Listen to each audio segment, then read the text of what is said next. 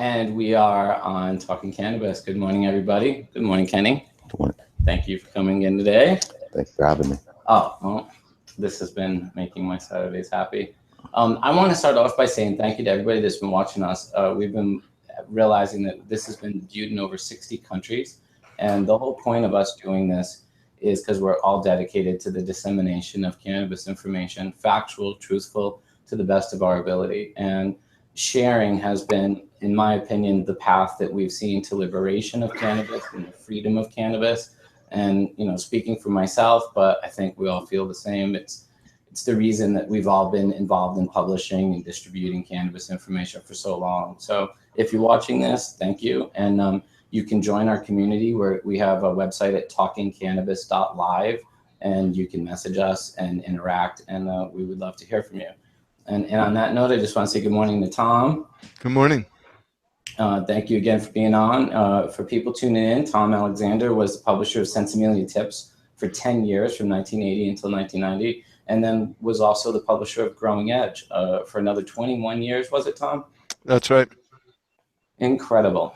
So you've forgotten more about growing than most people have had the time to learn. And thank you. And then Sam the Skunk Man, thank you for tuning in from Amsterdam.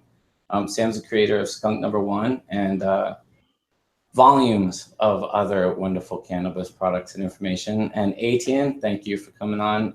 Etienne is one of the owners of Berkeley Patients Group, one of the oldest cannabis distribution, medical distribution places in the California Bay, San Francisco Bay area. And thank you all for coming on today. Thank you for having us. Episode 6 now.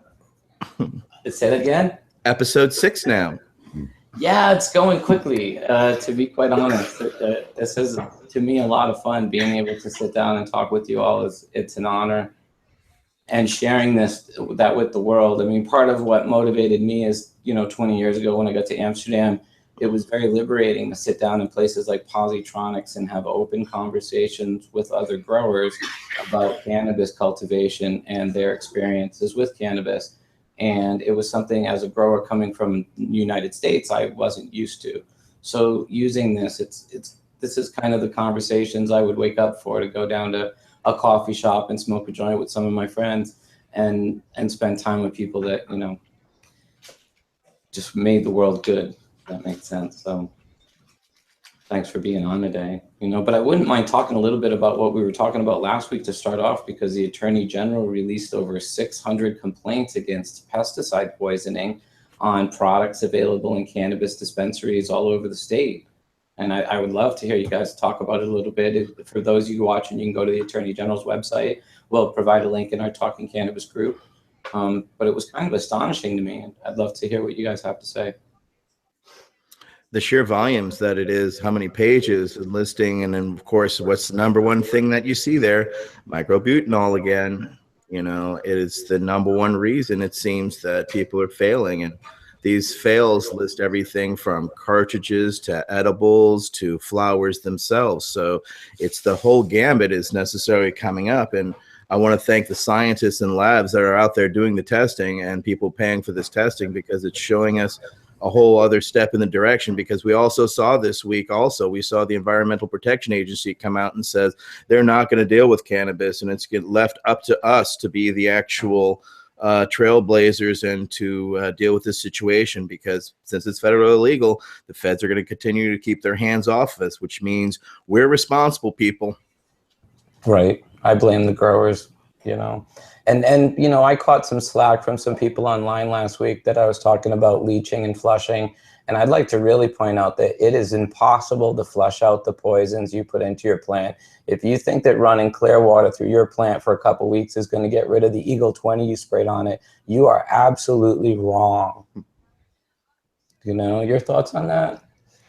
Just don't use it in the first place. Yeah, exactly. And buy your clones from a known source. I mean, if it is a systemic fungicide, if the person that you bought your clones from dipped that clone in Eagle 20, you're going to test positive, bottom line, even if you did everything as organically as you possibly could. Right. Well, though, a lot of the growers that are trying to make excuses that they got clones that had been sprayed, plants that had been sprayed, I say bullshit because, you know, they would not be coming up with testable numbers in their flowers if all they received was a clone that was then kept clean for the veg time and then the flower time of the plant. It wouldn't be in those type of concentrations at the end of their product. I agree with your statement, but I'd love to see the numbers. You know, that's true. Take a dip plant, grow it throughout its life cycle, see what it is, see how many generations it transfers through. I mean, everything's just mere speculation up till That's this. the answer, Kenny, to have proper testing that shows if you have a little tiny clone that you got from somebody else, Yep. and it's been dipped by them, how big can you grow? Can you grow it 10 feet tall and use it as a mother plant and chop it up and it's 100% safe? Or what is the actual numbers? Exactly. Show me factual data. Everything else is mere speculation, you know, and we can't deal in the realm of speculation anymore. It's all got to be proven data. To be honest, and we have to do that research. It's in our lab. Yeah. Etienne just said. To be honest, I always thought if a plant was dipped in a pretty toxic poison when it was a few inches tall, and then you grow it big and used it as a mother, it was pretty safe from then on. But I presumed it. I didn't know it. Exactly. And that would be presuming the application of a topical fungicide, not really a systemic fungicide, you know? No, more topical than systemic, but yeah. So, I wasn't being that particular. Sure. So with the systemic, where's that going? Does it really transfer from generation to generation? I find it hard to believe, but completely plausible, you know? No, right. You know, unfortunately, go Tom. Unfortunately, it's going to become like food.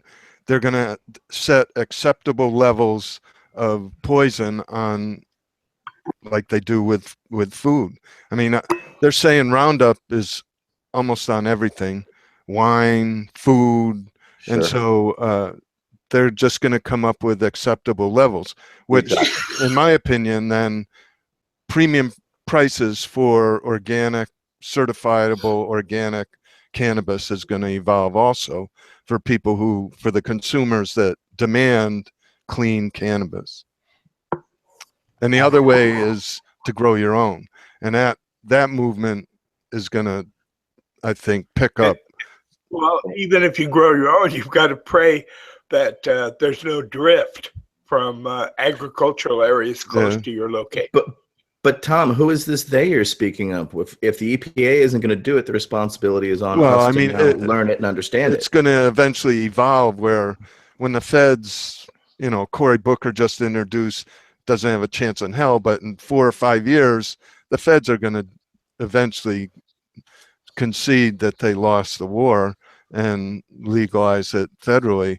And then you know, it's going to be an evolutionary process. I think they're but we're also paying for paraquat spraying down in Mexico. So, you know, I mean, live and learn.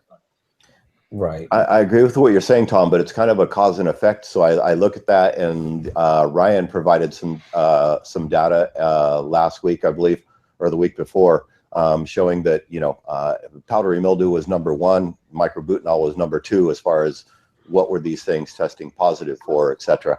And in that, it's like, okay, so if they stop applying these things and grow organically, possibly with elevated temperatures and high humidity, there's a high mathematical probability a lot of that organic outdoor so-called light depth greenhouse stuff is going to, you know, inevitably get powdery mildew. So I'm wondering where the industry is going to go from that. Somebody recently told me, well, I'm just going to investigate genetics that are resistant to powdery mildew. And I said, well, in some respect, you know, you're going to end up with the tail wagging the dog. You know, what kind of varieties do you grow? Only the ones that are powdery mildew resistant. So, you know, will those varieties be desirable for that person to sell? I mean, so I find that. Right. It's not as easy to do than it is to say. Yeah. So well, let me say this though too. I think that we're going to get into a situation where geographically different cannabis grows well in different parts of the state. So you're going to find that some things like Kush's will do way better off in eastern San Diego where it's dry and sunny and 68 all the time than it is than people trying to do it in the moist foothills of the redwoods. Completely it's really growing the wrong pot in the wrong place on a lot of times, and then the growers try to overcompensate because they have such a big financial investment and they can't afford failure. And I understand that. I get it, but you got to do it the right way or you're going to get caught now. And I think that's really the message that these people got to get. It doesn't matter how good your marketing is, you're going to get caught if you're trying to, slip through the screen and you don't care if there's poison in your product. But this also goes back to causality. Causality is you have people that are dealing in clandestine grows, and so because they're dealing in clandestine grows, they're trying to squeeze cannabis into a situation as opposed to thinking as a proper farmer and thinking about proper transpiration of air and actually ventilation and all those things before you even find your facility, etc., where you actually are. Are you in a mold factory in San Francisco, more drier to do? All these things are major causes from prohibition and people trying to put square pegs into round holes. And because of that, we have biological problems that are so inherent that the chemical toxicity is across the board. Yes, I think that is, when I was looking at this is also something I thought of as this hypernemesis syndrome. Suddenly, I don't really believe it. I've always felt like it was more a potential of people being exposed to chemically adulterated cannabis and having chemical sensitivity to it. Because when people are reporting that they're throwing up and all these things, it's just the opposite effect of what cannabis does. If it's an anti-anemic and it stops you from puking, it's really odd that it's going to cause you to puke, unless the thing is covered with something that you have a chemical sensitivity to, which now looking at these pesticide tests, it's highly possible that 80% of the pot that people are smoking is tainted, straight up. And has been for decades. And we need studies to back, because I don't disagree with you, Todd, because it's interesting to hear the acceleration of this hydromyesis where people are, absolutely cannot hold anything down. They're constantly throwing up. It does sound, in my opinion, I don't have science to back it up, that it, because we've seen the benign effects of cannabis when you have safe, clean medicine. We've all seen the effects of positivity on people from spasticity to other disorders. I'm not, look, caveat emptor, it is possible that there is, people are allergic to cannabis, and there is a possibility is a real syndrome. I think a need for scientific studies of those cause those types of reaction in those people is necessary for us to get a deeper understanding about this condition. And until we have that picture, because we don't have science to back us. It's fantasy land and speculation. What if all those hypermesis cases could be attributed to the ingestion of neem oil, concentrated neem oil? What if in the future it wasn't anything to do with cannabis, but that's one of the acceptable allowed chemicals you're allowed to use on cannabis. What happens to that oil once you concentrate it? And, well, not only that, and has there ever been a study on human consumption as far as dabbing neem oil? I don't think so. Right. And now that we're making these extracts, people have to realize that they're amplifying the chemicals that they're putting on their plants, because some of this stuff carries right through into your extracts, and you are literally dabbing the poisons of the gardener. I know that's just, I'm not trying to scare people, but this is why I've always pushed people to grow their own and to make their own dry seed and make their own hash and learn how to do this stuff themselves, because it's really, not that you can't trust your friends, but you really can't trust the strangers that are providing you with cannabis, because obviously without oversight, they're really trying to get away with a lot of crap, in my opinion, or according to the tests that we're seeing. I agree. Yeah. And, and I think that, going back to like last week and talking about leaching, I think people have no clue what they're really doing when they think that at the end they can just flush water through their plants and suddenly it magically cleans them up. The plant doesn't store nutrients. in the way nutrients are in the soil. The plant stores sugars it makes through photosynthesis. And in some ways, it doesn't matter what you put in your soil, you're not going to be able to get things out of the plants once you've poisoned it. And I really think people have to learn that and really learn the way that plants work, rather than just reading labels on the back of nutrient bottles and thinking they're fully informed. And if you're dabbing, you have to realize concentrates have a higher concentration because that they are concentrated. I mean, it also of those contaminants, if those contaminants are used, and so that's why they're popping up. I mean, they don't disappear out of the crystal. That's what Todd was speaking toward earlier. You can't wash it out. It's internal now. That's right. And, you know, and especially when you're spraying stuff onto the buds, like if you're using neem oil because you think it's an okay thing to do, you've just put neem oil in all of your patients' medicine or product, whatever you want to call it. They're getting what you put on that plant. And it scares me. It's so common, especially in outdoor crops. I mean, basically you're smoking BT on every outdoor crop, because how can you pull an outdoor crop down without BT? Because of caterpillars and rot.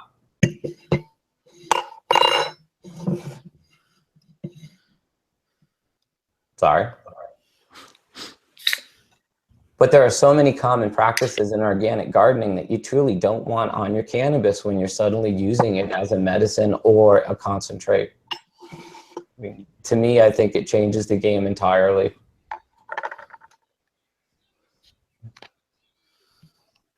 Everybody just got quiet. We'll step down apparently. Speaking neem is also, you also have to realize that neem is pretty tough as it is, but a lot of companies use dangerous accelerant to liquefy neem, because neem tends to coagulate above a certain temperature, below a certain temperature. So because of that, they use accelerants on them that I found will grow plants, or you can, depending. So it's not only the neem, it's the accelerants that are also being used alongside whichever pesticide that you're utilizing, because there's penetrant inside those to actually help them on plants. Correct, Tom? Yeah, definitely. What I was going to ask is, why do you think broad and russet mites are, it's moving up north now? Oregon and Washington growers are saying they're getting it. For decades, they never were on outdoor crops. Why do you think they're showing up on outdoor crops? Anybody have ideas? For the fact that they're actually, the plants are out there, and they're out there, and so nature is going to follow. Nature is going to follow, correct, with the problems and everything. Now that there's more people outdoor growing, correct, or at least legally outdoor growing there in Oregon and Washington. But I mean, it's sort of like 5 years ago, it started in Lake and Humboldt and Trinity, and now it's sort of moved north. How did it just all of a sudden appear in Humboldt Lake? And, you know, where did it come from after decades of growing with no problem? Swapping genetics. I mean, that's an easy way for them to, you know, get up there. I mean, we had a problem with root aphids out of nowhere coming in 15 years ago or so, that came in, and because everybody was looking at the top of their plants, nobody was looking at the bottom of their plants. And next thing you know, everybody has a root aphid problem out of nowhere. So because of how we perpetuate genetics, I don't know of places specifically you can buy clean clones in those states necessarily. So it sounds like it's easy to those problems to perpetuate through those types of.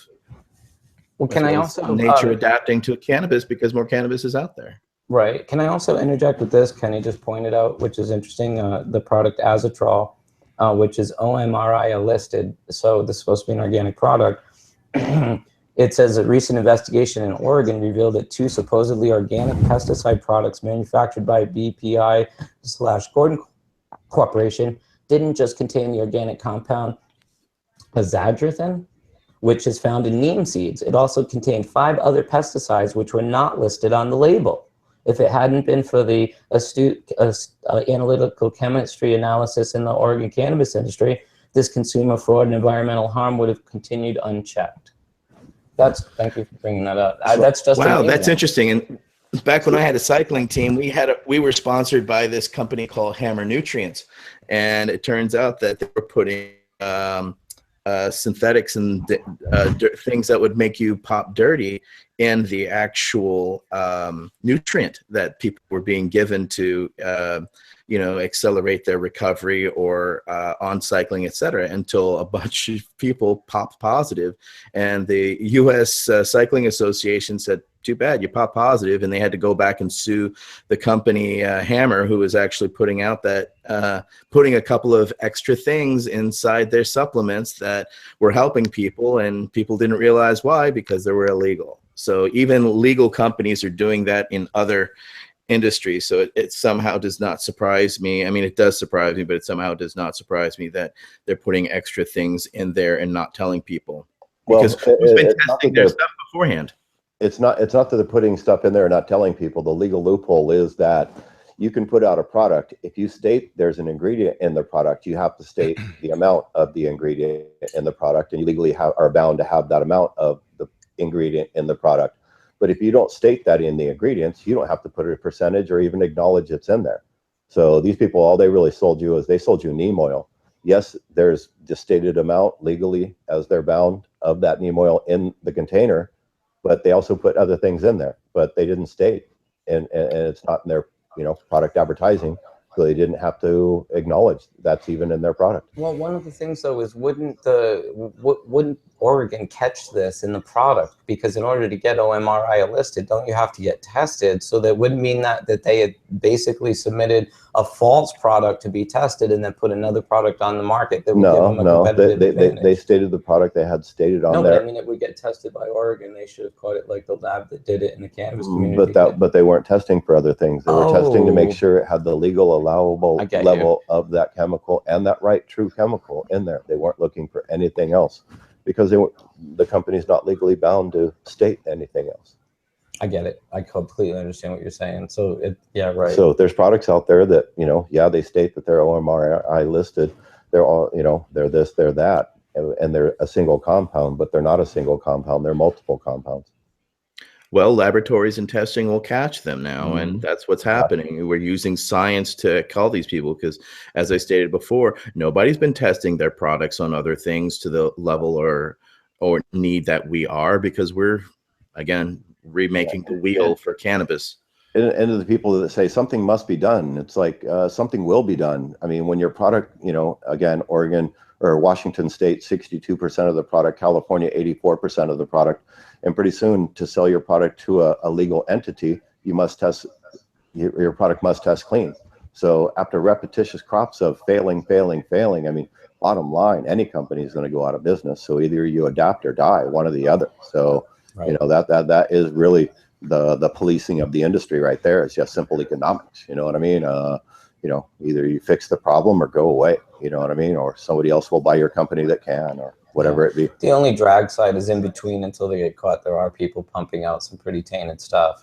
But until they go out of business. But I have no factual proof of this, but I caught the tail end of the Colombian, the Panamanian, on to the Afghani hash that I had tested that was 3.2% THC, and I questioned, wow, what was the rest of it? The adulterants, the contaminants, and then south.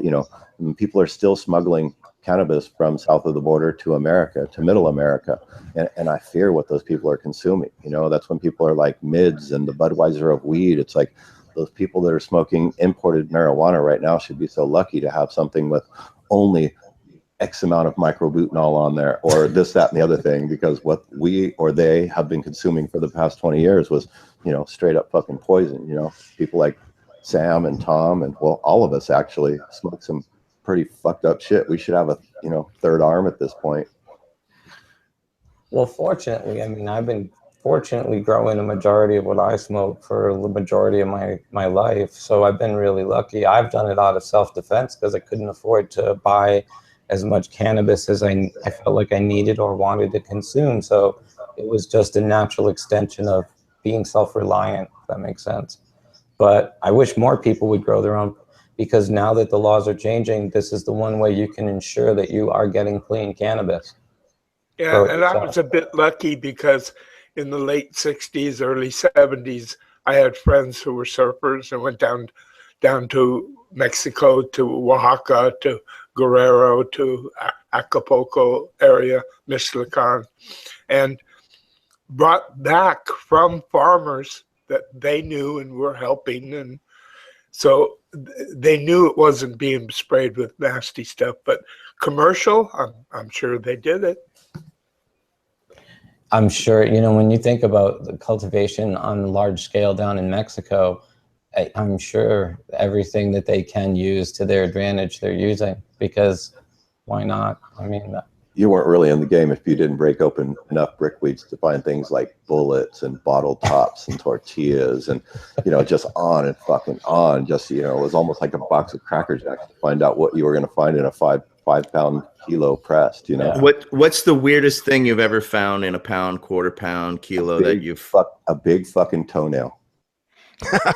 I see. I found a nail and I found glass, but a toenail. That was benign, man. I found in a kilo of cannabis about 3/4 of a kilo of seeds.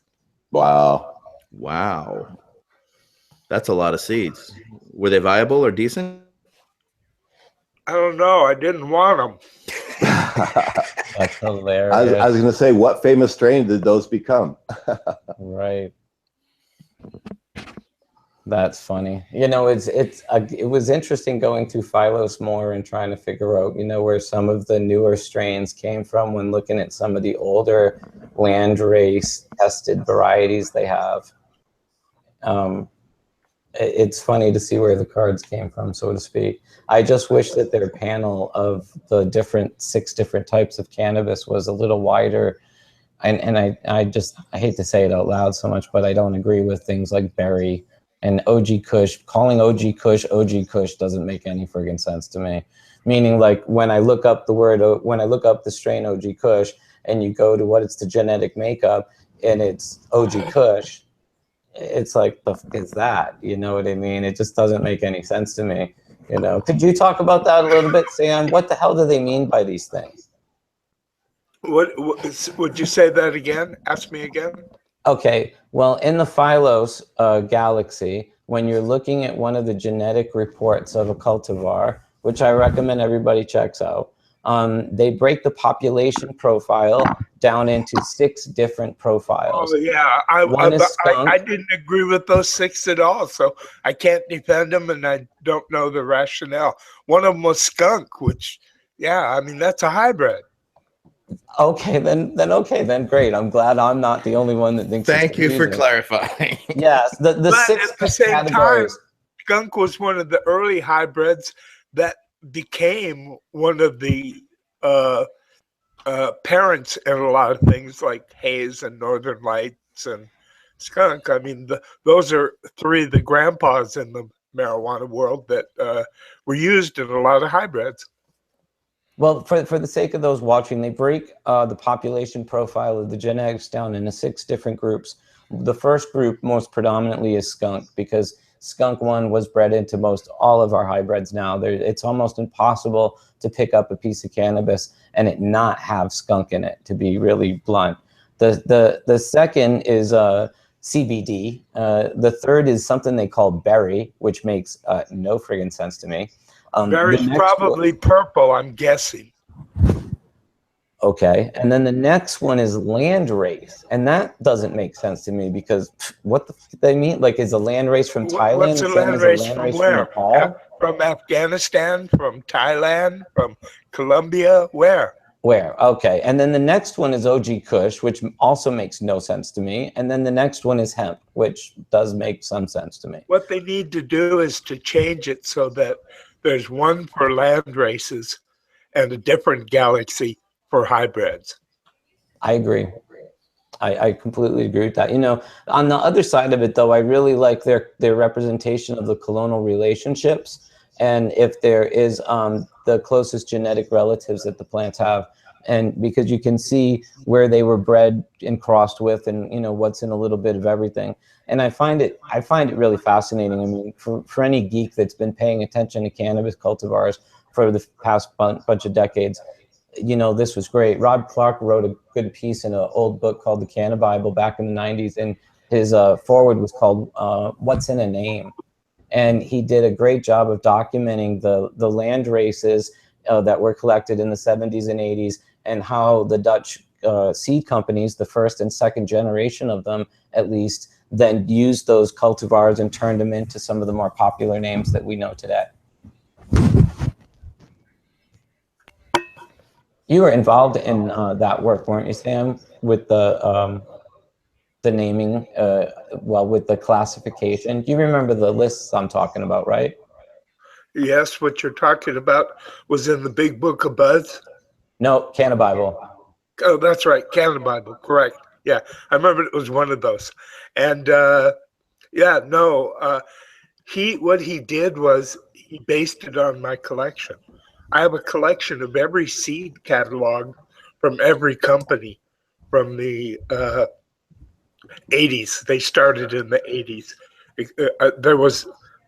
Mine started in 75, but all the rest of them were after the 80s. And so he was able to use that to draw on to show for the introduction he wrote for the Cannabis. I thought it was a great little article also. I did too. You know, shout out to Jason King. Years before he was taking pictures and making the Cannabibles, we were friends down in San Diego before I ever became a cannabis activist. And you can pick up his book, anyone. He's done 3 of them. And the chart I'm talking about, it's right in the beginning, and he does a really great breakdown where he starts off with some of the 1979 sacred seeds and the Lowland Seed Company, and how things like, you know, Skunk One, Afghan One, Hindu Kush, and Original Haze became a lot of the stuff that we now know, you know, Dutch Treat, Northern Lights, Hash Plant, Early Pearl. This is how they all kind of got their lineage, you know. And yeah, here you go. And I'll open it right to the place. And that's a key piece of history. That chart right there is needed because so many people don't realize the history of genetics, and that is a true breakdown, as far as I know, as realistic a breakdown that I know that exists. Unfortunately, there's nothing that connects that era with the modern era. So you don't see how things became what's really popular now, whether it be Gorilla Glue or, in other words, I don't think people know what the parents were more than one generation. Sam, you can't say Gorilla Glue no more. You'll get sued. Yeah, it's okay. I've got an agreement with them. Don't worry, he patented that. Yeah, he patented that. And Blue Dream. You know, if anyone picks up the book, there's photos in this first book from my garden 20 years ago in Bel Air. A bunch of photos, different places in it. And crazy enough as it is, 20 years ago today, I was getting released from downtown LA MDC on $500,000 bond for growing 4,000 plants in my home. And it's crazy to think 20 years later that we're sitting in a state with legal. 20 years ago, we went to go pick you up. Yeah, that's right. No, you were home. Tracy came and got me. All right, right. No, that's when we went to actually pick up your stuff. That's next week. Oh, that would be next week, right? Because they stole all my stuff. Right, for those of you watching, when they raided my home, they took my TV, my stereo, all my cameras, every single thing. They walked through with someone that looked around and went, nope, that's a cheap chair, but take that chair. That's a good chair. It was the weirdest thing ever. They selectively looted my house. But I laugh at it now, but it was fascinating. It's when we got to go to actually pick up everything and see all the stuff, and you get to see where everything is warehoused for the LA, and it's just ungodly. It looked like that warehouse at the end of Indiana Jones. Just everything was in there. Steal a lot of stuff. You know, a friend of mine was a grower up in the Santa Cruz Mountains, and one day. Whoa! Did we just lose Sam? Up? Did we completely lose Sam? Can you hear me? Yeah, we must have lost him completely. Tom, can you hear us? I can hear you. Well, I hope he comes back on. Well, that was kind of weird. I think his internet must have hiccuped. It happens, It does happen. especially in the Netherlands. Especially in the Netherlands, indeed.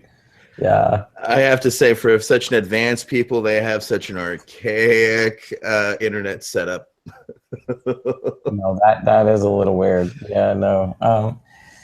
But this is worth looking at for people, because when you're looking at the genealogy and how we got to where we are, it's really fascinating to see where we came from. This is why I had such admiration for you, Tom. I mean, when I found you on the Facebook a couple years ago, I actually didn't think it was really you, because I don't know. I thought you were some mythical person that wasn't your real name and or anything. Like, I know that sounds funny, but I was a kid. I didn't know. Yeah, I was so pissed off when I started it all because they took my crop and stuff. I didn't even think about using a fake name, and I don't know. Did you see me when I was on Donahue and Geraldo and all those shows? Did you know I was on? When I was only born in '70s, so when in the '80s when I started growing, it was '84, and I was all of 13, and I didn't get my first Sensimilia tips until like '86. I found it. It was somewhere in like a really funky like bookstore in Providence, Rhode Island, where they sold some really crazy stuff, and I was not the age to be in there, but it was a really weird place, so I was in there anyway, and I bought them, and I thought the book, it sounds weird, but like when I first saw your magazine, I thought it couldn't be real. Like, I don't know who would be out there growing so much that they could write stories about growing so much, if that made sense. So I don't know. I was a little kid. I was a little naive to the industry or to what was really going on. And when I saw Sensimilia tips, it blew my mind, because it was like taking cannabis cultivation so seriously in a way that High Times never did. High Times at the same time in the early '80s and mid '80s was really a drug magazine. It had things like cocaine on the cover. It really was not a cannabis only magazine at all until like 1989, until the early '90s, when Steve Hager basically purged it of all the other stuff and turned it into a hippie psychedelic magazine. They twice flew me down to Palm Springs and in their board and wanted to buy out tips and just kill it. And I saw what they wanted to do, and I wouldn't do it.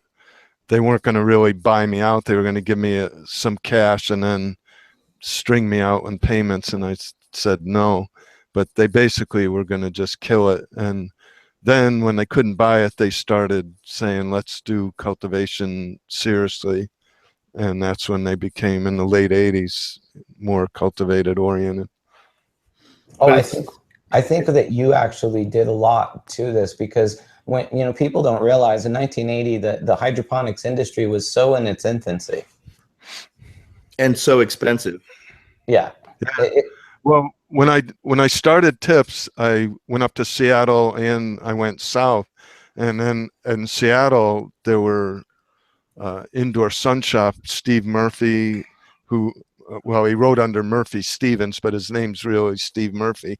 He had that book with the toilet and the plant growing out of the toilet, and it was the first book really on hydroponics. And he had the first store in Seattle. And so then when I went to Humboldt, I saw the outdoor store. So then I opened in 1980 the first indoor and outdoor in Corvallis called Full Moon Farm Products, which was one of the stores they hit in Operation Green Merchant. And we were having people come from the north and the south with huge trucks buying all kinds of stuff. We had a 5,000 square foot store, and I treated it like a stereo store with a small closet grow room, a bedroom size grow room, and then a bigger size grow room. And it was the model back then for indoor grow shops, I thought, and a lot of stores copied it. I can see why. I think when you started putting this information out there and growers were able to kind of tune into the equipment and the techniques that you were sharing, it helped the whole industry kind of get on the same page. It helped me adapt to technology I'd never heard of before. I mean, I never heard of ebb and flow tables until I read about them in Sensimilia Tips, to be really blunt with you. There wasn't like, I wasn't going into hydroponic stores. I was getting fertilizer from the garden section at wherever my grandma shopped, because that's where I found it. And, you know, I would mix my own soils and do all that. And you kind of opened me up to an entirely different element of cannabis cultivation. And I became completely a devotee to the magazine. I kept trying to find older editions and reading all the ones I could read. And it felt like to me to be the only place to find really relevant cultivation information other than books at that time. And where I got most of my information is going on road trips to distribute the magazine, and I'd meet all these growers, both indoor and outdoor, and then they became writers, and you know, Sam became a writer, a couple articles, and well, so as the next generation, be it the reader, I got to say it was horrible at the time to see the transition from Sensimilia Tips, but a blessing that it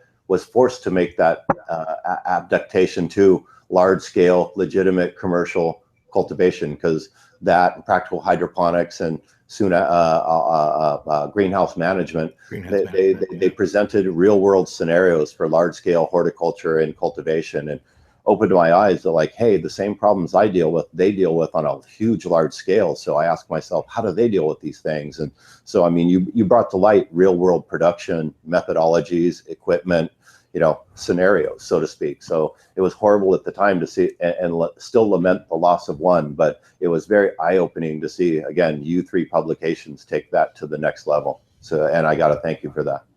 well, you're welcome. It was a fun ride.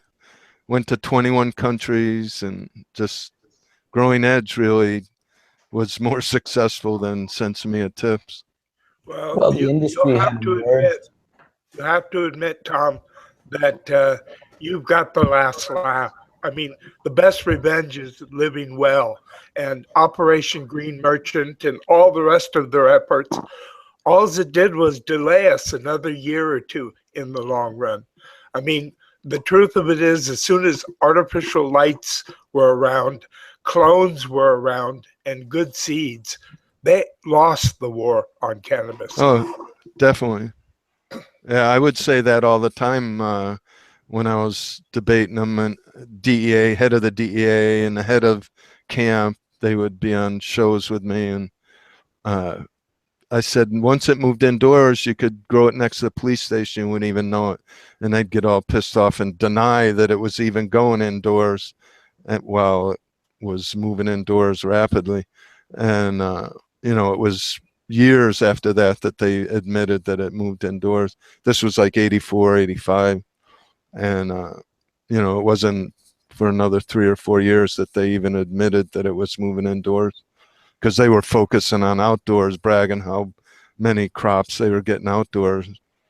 And well, at least we not forget that for quite a while in the 80s and 90s that over 90% of the cannabis they were eradicating was feral hemp.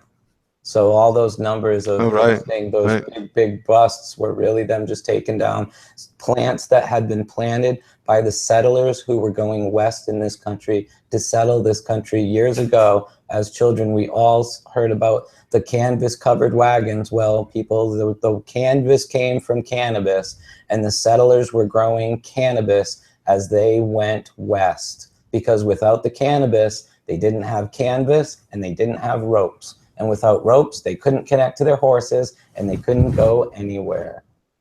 And then the other thing they planted, of course, was apple seeds, because that was what they used to make hard cider, which was the most common alcoholic drink in the Old West and in the Midwest. Yeah. And which is now becoming big. There's all these cider places making hard cider with all kinds of flavors. You know, it's almost like cannabis flowers. It's So pineapple. varietal ciders. Yeah. Varietal cider. But also, as I lament the end of Sensimilia Tips and the change over to Growing Edge and a more corporate structure, I think the powers that be are going to someday lament the continuation of federal prohibition, meaning that it's in our favor for a minute, and I think that it'll be bittersweet in the end. In that right now, because it is federally prohibited from so-called whatever boogeyman you want to give the name to, big pharma or corporate interest or whatever, pharmaceutical companies. Right now, they're not able to legally investigate, go through clinical human trials, et cetera, et cetera. So my lawyers, they do a worldwide patent search every 2 weeks for me, and they look what has been published in the past 2 weeks. And some of the shit that I'm seeing lately, as far as the patents that are coming out of not big pharma, not corporate, but from the marijuana industry, would blow your fucking mind. It's absolutely incredible. So what I'm seeing is a securing of intellectual properties that will be utilized by the cannabis industry, pioneered by the cannabis industry, and owned by the cannabis industry, rather than the big corporate interests. They're some of the patents that are coming out right now. Nah, Kenny, in the end, the lawyers and the bankers own almost everything. I realize, but there's some pretty incredible patents I've seen lately that really would become very problematic to formulate any kind of pharmaceutical in the future. You know, I understand that they're going to go in and violate and say, okay, well, you know, we'll violate up front. They'll just plain buy it, offer somebody completely $1 billion. agree. Okay. Completely agree. Or they'll just say, hey, we can go in there and we can steal this idea for 10 years and file, you know, settle damages for 5 million when we made 100 million. So they'll strategically make that decision as well. I think though the beauty of it is home grow, because I mean, if a little 13-year-old kid like me can hide in his grandma's attic and grow pot successfully for a year before he got caught, I actually think it's going to be a lot harder to catch people home growing, especially when there's no threat of prison or jail or anything. Yeah, but what about the pediatric cancer patient I just showed you a text from today? You know what I mean? Yeah, so yeah, what does this person do? I got a friend in Brazil, asked me today, I've got a niece this age, you know, diagnosed with cancer, et cetera, et cetera. Tell me about this oil. So I'm like, wow, and Todd, and I'm sure you guys get many, many, many inquiries like this that'll just absolutely break your heart. Let me say this out loud too, because, you know, for people that are watching this, I do get a lot of messages. Kenny got a message today asking what the dose was and what he recommended, you know, and people all, you know, they've seen all these, you know, Rick Simpson oil videos, and they all think, you know, what's the magic in this? And there's no magic, people. It's just cannabinoids and terpenes. And the reality is if you're sick, the recommendation I give to everybody is consume as much of it as you can stomach, because you don't know what your condition is like or how your body is going to absorb it or how it's going to interact with your condition. So until you try it, you just don't know. And I would say the most effective way of consuming cannabis by far is eating it. It's 2 to 3 times as psychoactive if it's decarboxylated than it is if you smoke it. And you don't get any of the waste associated with smoke. You actually get 100% of what it is you're eating. So if you're sick, I would say eat a lot of cannabis. But the high is different, Todd, because when you eat cannabis products, you're getting high on 11-hydroxy. Absolutely. When you smoke it, it's THC. I like THC better. I do too, and I don't eat as much as really much at all. But and for those of you listening, 11-hydroxy metabolite is the molecule that is the THC is transferred into. It's called the one-pass effect, and when it goes through your liver turns the THC into it's this more active than THC. 2 to 5 times, according to Muhammad Asoli, more psychoactive than THC when it's in your bloodstream. And when you eat cannabis, you have 11-hydroxy in your bloodstream. And when you smoke it, you do not. You only have THC in your bloodstream. And so the metabolite of that is 11-nor-hydroxy THC, which is inactive, and that's what they test for in piss tests. But pediatric consumption of burning cannabis is socially unacceptable. For sure. You know, so obviously oral use is the preferred method, which turns into a conversation I was going to have with Sam and Etienne, be it, you know, California is coming down with regulations and rules, and, you know, they're in this flux, so to speak. And what I'm noticing is, you know, this standstill on 10 milligrams per dose per package, and it's got to be packaged this way. Well, what if you've got a pediatric cancer patient and you're trying to get elevated doses of cannabinoids into their system, but yet the state is really not recognized legitimate medical use and made provisions for larger milligram doses for cancer treatment, et cetera, et cetera. I find this very disturbing. Any comment? That's interesting. One thing you can do is make the candy incredibly small with 10 milligrams. I so agree. you can 100%. pop Completely them agree. like M&Ms. But still, if you're trying to get, you know, again, a pediatric cancer patient to have 100 milligrams 3 times a day, you're giving this kid 30 pills. I mean, that's just completely unreasonable. Or 10. Yeah, but if they're little chocolate pills, that's no problem. It's still smaller than a candy bar. I agree. Right, and now that to me, something like a candy bar is a good dosing mechanism, because if it is equal throughout the bar, then you can actually understand how much is in each square. So you could have 1,000 milligram chocolate bar and you know, break it into little pieces, or you could have. Marinols came in 2.5. But dude, you know what if the kid's undergoing chemo and can't a sip of water down? You know what I mean? No, I completely Kenny, currently people are lobbying. I know, like, the Caladrius Network is currently lobbying in Sacramento and showing these people in Sacramento, these kids that barely can keep their skin on, and these other absolutely horrific conditions that cannabis is assisting. So they're trying to firsthand do that. So give a shout out to the Caladrius Network and them, because they're really trying to do that. And so they are trying to make these legislators aware up in Sacramento so they can realize. We just saw the emergency suspension of the current rules that California was previously going under because of the dragging of the feet at the state of California. The state of California, at least the Marijuana Control Board, wants to be standing there. She even said, Lori Ajax, she said, I'll be standing there January 1, stamping the permits myself and handing them out. So the state of California has just suspended everything that it's doing, and it's going to put in emergency recommendations. And I do believe they're in Sacramento currently lobbying to deal with that dosage issue, because that is a major issue. It is so misunderstood at the, you know, misinformation stage that these senators and, I mean, these legislators and assemblymen are hearing people.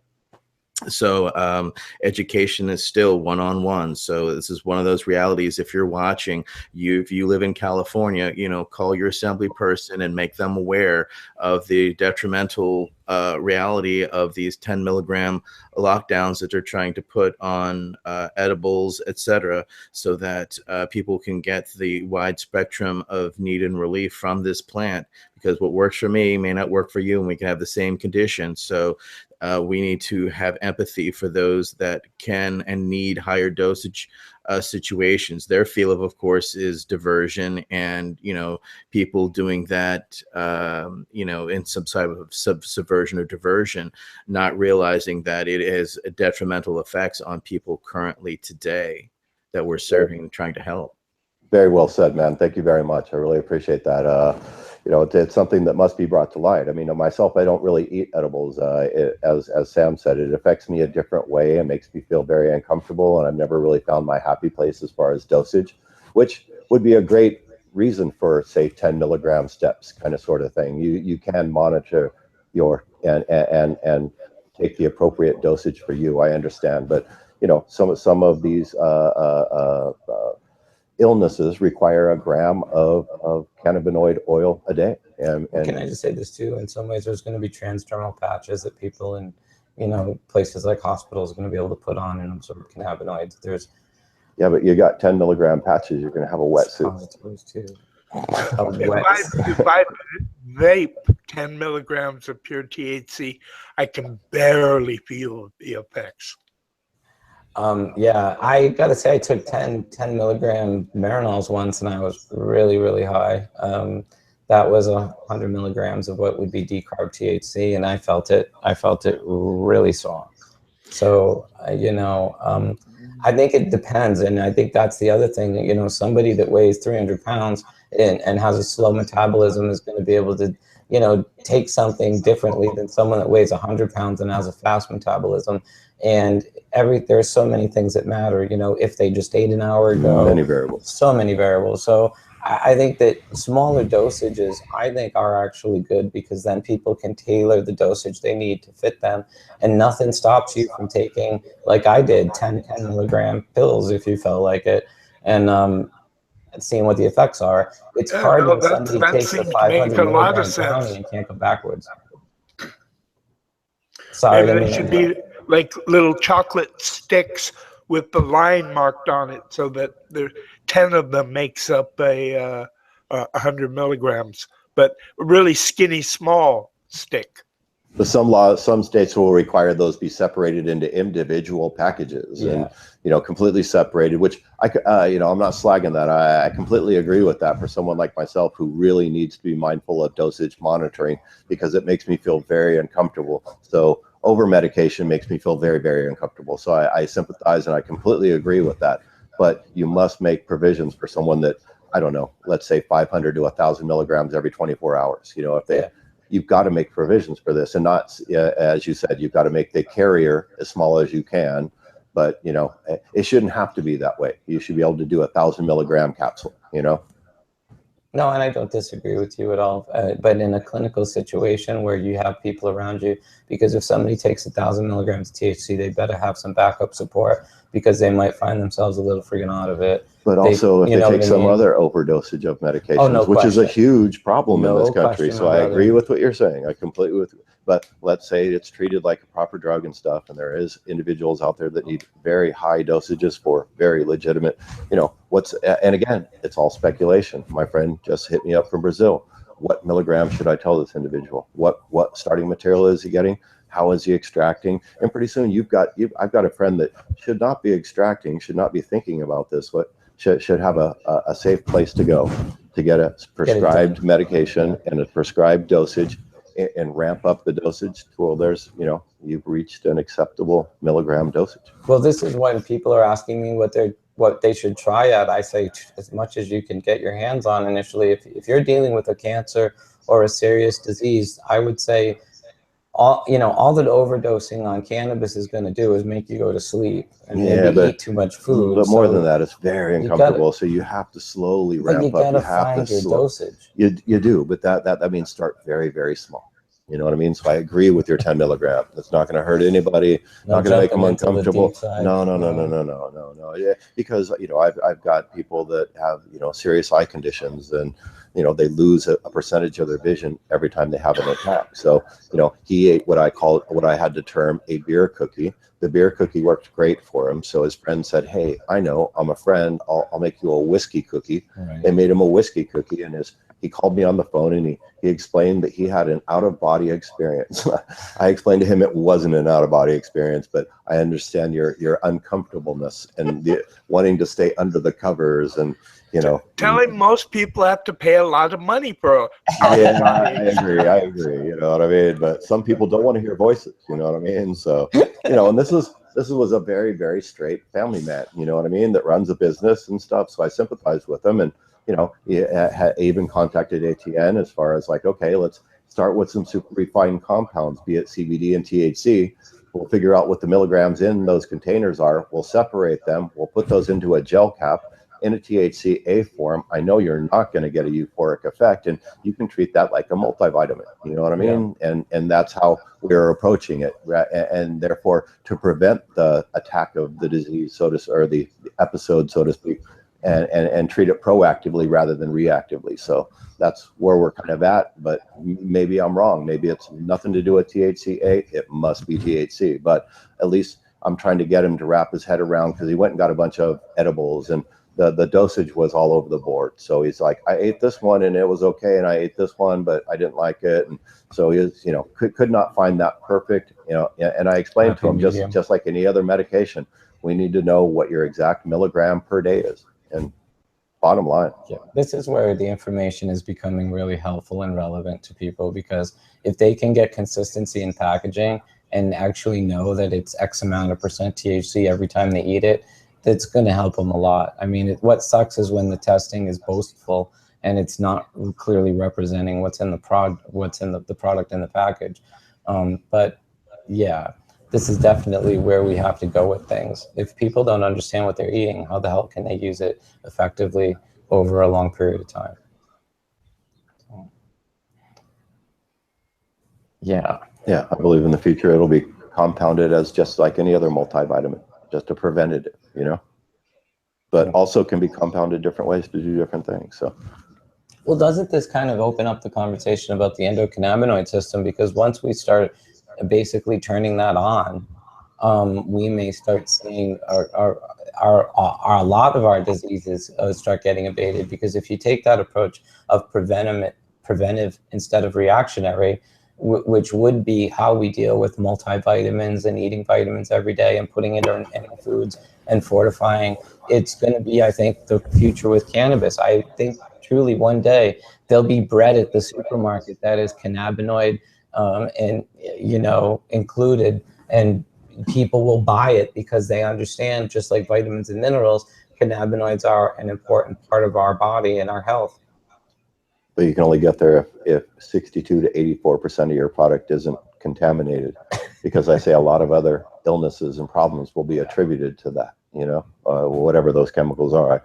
Again, I'd love to see, you know, a report that says, you know, what is the parts per million that's safe to inhale at an elevated temperature of neem oil. I've never seen this report. I'd love to see what it is.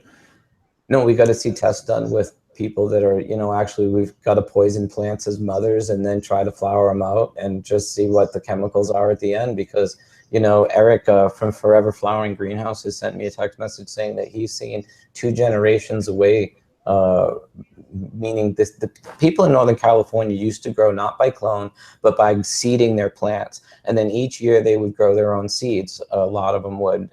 That way they could ensure they had good genetics and everything. So what he means by 2 generations later is they used poison on their crops one year, allowed them to pollinate, grew them out again, allowed them to pollinate a second year, grew them out again. And we're still finding chemical traces of that from 2 crops back.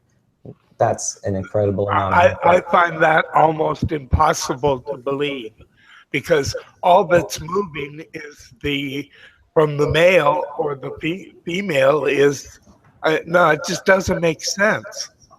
Then awesome. You know, well, let's have him on, because he said he couldn't do it today when he sent me the message, but I'd love to hear what he's talking about, because I agree with you, you know, which is why a systemic clone would have so much more of the compound in it than what you're talking about.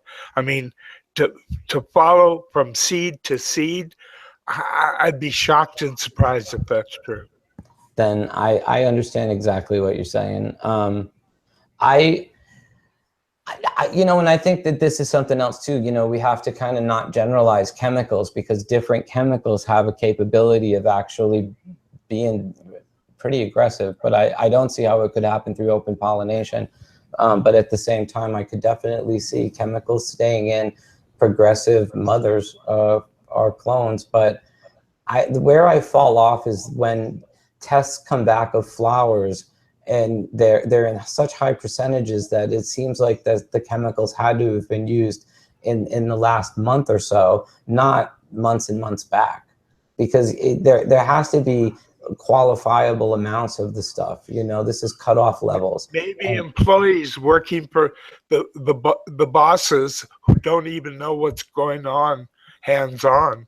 The employees are doing it to save their jobs or save the crop, or I really can't say, but if they're testing it and finding it, it's there. I mean, in the case like Perenthians, maybe the plant is producing it, but that isn't proven yet. But it's possible. But, you know, so there's obviously a percentage of it that's going to be some guy went in, bought a OMRI listed neem oil, sprayed it all over his stuff, and swears fucking up and down he didn't use any of those chemicals you mentioned. And there's 5 of them. He didn't realize it was in that original container, right? So yeah, it's just ignorance is bliss. Yeah. Well, you know, though, that sucks too, though, because if you have people that are consciously trying to make the right decision and make the right purchases and work with the right products, but the products themselves are mislabeling and misidentifying what's in the bottle, that really puts the person in a fucking compromised place. And it's not fair to the grower that walks in there looking for an organic solution to their problem and is fed 5 different chemicals next to neem oil. 100% agree. And that company that did that Todd read that report about, nobody should ever reward them. Nobody should buy their products. And that's one way. And also, at this point, it makes ladybug shit and green lacewing shit look not so bad. Hey man, like I said, I only want the spider mite legs. I only want the legs. Those are like caviar to me. But no, in some way, I believe that the cannabis industry does at this point have the ability to control the cannabis industry based on your purchases. Who do you buy your products from? If you reward innovators and people that behave properly, and you know that don't come up putting 5 other chemicals in your chemicals, right? So those people need to be exposed. Their behavior needs to be exposed, and at that point, only buy your products from good quality people that have the same core values as you do, you know, and reward the innovators, because chances are they'll continue to innovate with the money you spend with them rather than the trouble is, when you look at the main population, they're shopping at 7-Eleven. They don't care that there's GMO corn in everything they eat. I mean, 100%. They don't care if there's pesticides used to protect the agricultural crops. And so, you know, a lot of the cannabis community is of that ilk. I agree. As Todd says, they only smoke organic weed but eat at McDonald's. So there's quite a contradiction there. So not everybody, but I understand the generalization, right? So, but you know, yeah, you know, you can't, and you know, 2023, the 5-year cap is lifted, people. You know, that means corporate interest. Anybody can do anything. The cap is lifted. You could, you know, so a lot there's 3rd generation farmers that I've met, greenhouse growers, and you know, people in Central Valley that are just licking their chops. I mean, you know, they sell flowers to Home Depot and Lowe's on a 23-cent margin. You don't think they want in this? And they're going to produce cannabinoids for the Budweiser of the industry, be it vape pen carts. That's, you know, what they're not going to sell flowers, mid-grade flowers. They're just going to produce cannabinoids and terpenoids that are going to be formulated certain ways for pharmaceuticals or vape pens or this, that, what have you. So that's a very the product will be cannabinoids and terpenes. Yeah, absolutely. Bottom line, and so there's a very narrow window, but in that, you know what I mean. You know, we can steer the industry. Only reward good companies that behave properly, and again, you know, don't do sneaky, underhanded things like put chemicals in your chemicals and not tell you. I couldn't agree with you more, bro, to be honest. And you know, it feels like a long time ago there was a lot more hippie, organic, you know, kind of consideration in this whole movement. And then when the movement kind of became an industry, people moved into it that were opportunists and just decided they didn't share any of our core values or any of the things that were important to us. Organics didn't matter. You know, you can just flush your plants, they say. You know, you don't need to grow in a clean medium. You can just dump it.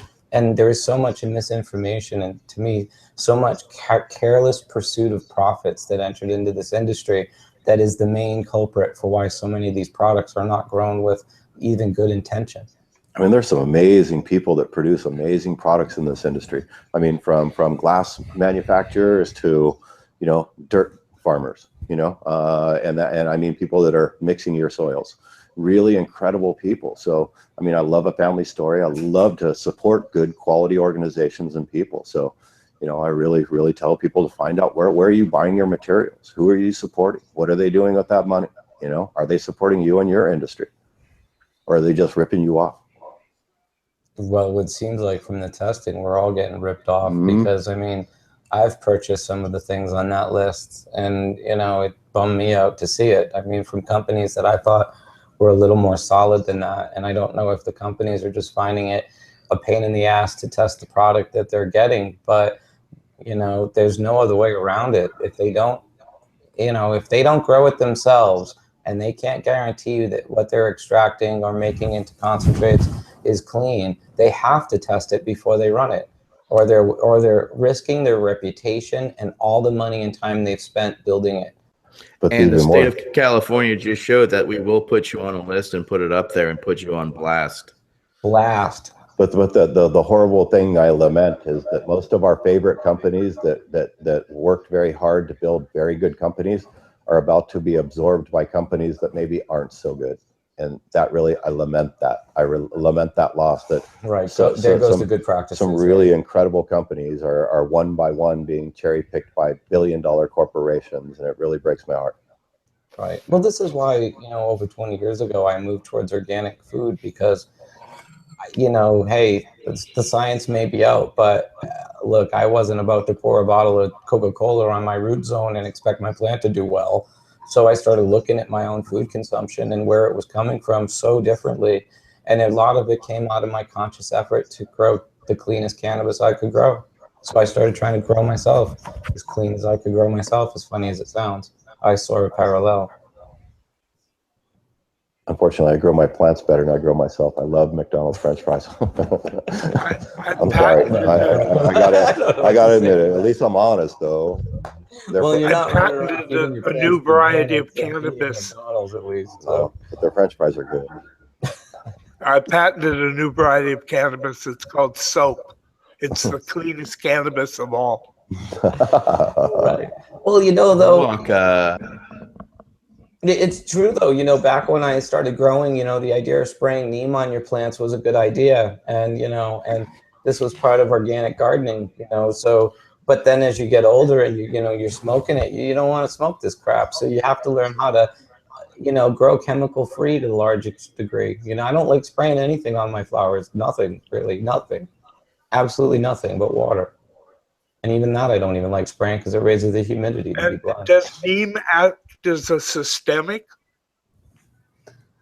No, no. I thought it just coated the leaves and inhibited Okay, well, the so if you spray it veg before any flowering, then you shouldn't have neem on your flowers, right?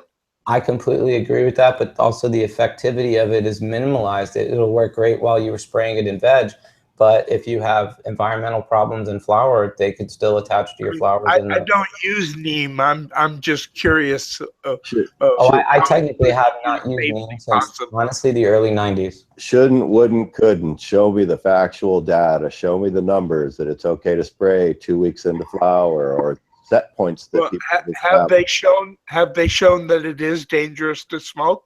No, I'd love to see the report on that too. They just can't get little mice to dab yet, you know. But when they get them mice to teach them how to dab, it's all over. I can't. Oh my God. Oh, that's going to be funny. The shots of that lab should be amusing, to say the least. You know, but we do need, I mean, as much as the cannabis industry doesn't want to hear it, and consumers kind of are like, what the hell can I do about it? All you can really do about it is grow your own pot. That's really the only thing you can really do to ensure it, if you really want the truth. The second thing you can do is become a more informed consumer. That's something we all have to do. It's really impossible to spot some of the things that we're talking about, like pyrantiums and neem oil to a large degree. I mean, neem oil I can actually smell on a flower, and sulfur, that used to be commonly used, and now it's not ever used, especially now that we're doing extracts. So sulfur has kind of gotten booted out because of its half-life, or its, what would you say, resonance in the flower all the way to the end. Yeah, residue, yeah. You can smell it. Sulfur permeates the resin gland when you smoke it. Well, that's the next question. What permeates the resin gland? That's really great. How much of this stuff is soaking directly into the oil and into your cannabinoids? That's another conversation that has to be studied. You know, we don't have the information that would be really beneficial on that level. It's obviously a permeable membrane if you can smell the terpenes coming out. And therefore, burning sulfur burners, I only tell people to use those in between. Even if it doesn't permeate it, even if it just sticks to the outside of the membrane, we don't want it there. And you can't separate it, you know. Even take it to distillation, and it's there. It's just attached. It's funky. I'm sure you could filter the fuck out of it and do 100 other things and end up with a $50 gram. Probably separate it with HPLC. Right. Yeah, but yeah, sulfur burners should only be used to decontaminate chambers in between the rotations. Yeah, I think they're great for that, actually. It's a great way to steam away problems, so to speak. You know, another, Tom, we're going to have your friend Jeff on next week. I picked up a few of his books, actually, and I mean, I think these are amazing. Jeff's 3 books, the 3 that he's most well known for is the Teeming with Nutrients book, which I started reading first. But these 2 books, Teeming with Fungi and Teeming with Microbes, are really fascinating. I mean, we're learning so much more about organic gardening. And I would love you to talk a little more about it because you're a lot more familiar with Jeff's work than I am, Tom. You guys have been friends for, what, 30 years? Yeah, we met at the Garden Writers. He was president of the Garden Writers, and at most conferences, people who consume cannabis somehow all come together, and that first year came together, and we both had smuggled some in our trip to the city where it was, and he became a good friend. He was a chemical Miracle Grow guy, and in 1999, I turned him on to Dr. Elaine Ingham's Soil Food Web, and he just went total 180 and became a total organic guru, and now travels the country giving his teaming trilogy talk presentation, and he gets invited to cannabis conferences, talked at the Emerald Cup, talked at the one a couple months ago in Washington, D.C., the Marijuana Business Magazine conference. And it's basically the Soil Food Web supplies the plant with the nutrients, the nematodes and the beneficial nematodes and other microorganisms in the soil just digest the organic nutrients, everything from leaves to whatever you add to the soil, and then the plants are able to uptake that digested material. And so you want, as he calls it, a healthy herd in your soil to feed your plants, because the nutrients have to be basically digested before the plants can use it.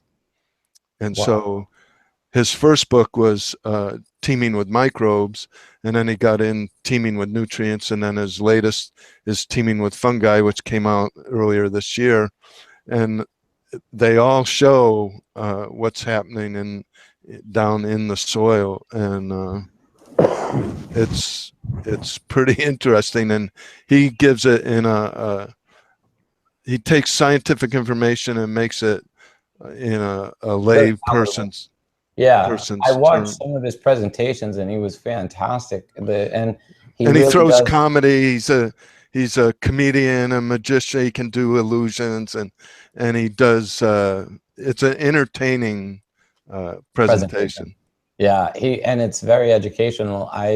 People that are watching can go on YouTube and watch some of the videos he's done and speeches he's given, and they're really fascinating. And he makes a great argument for why people should look at organics and take organics in the symbiotic relationship between microorganisms, fungi, nutrients, and the soil. I mean, because a lot of it does get overlooked by the synthetic push, that chemicals can cure everything, and our lack of understanding sometimes about the ecosystem in which we live. And he makes some great arguments of why we should actually look at this for the long game and not the short game.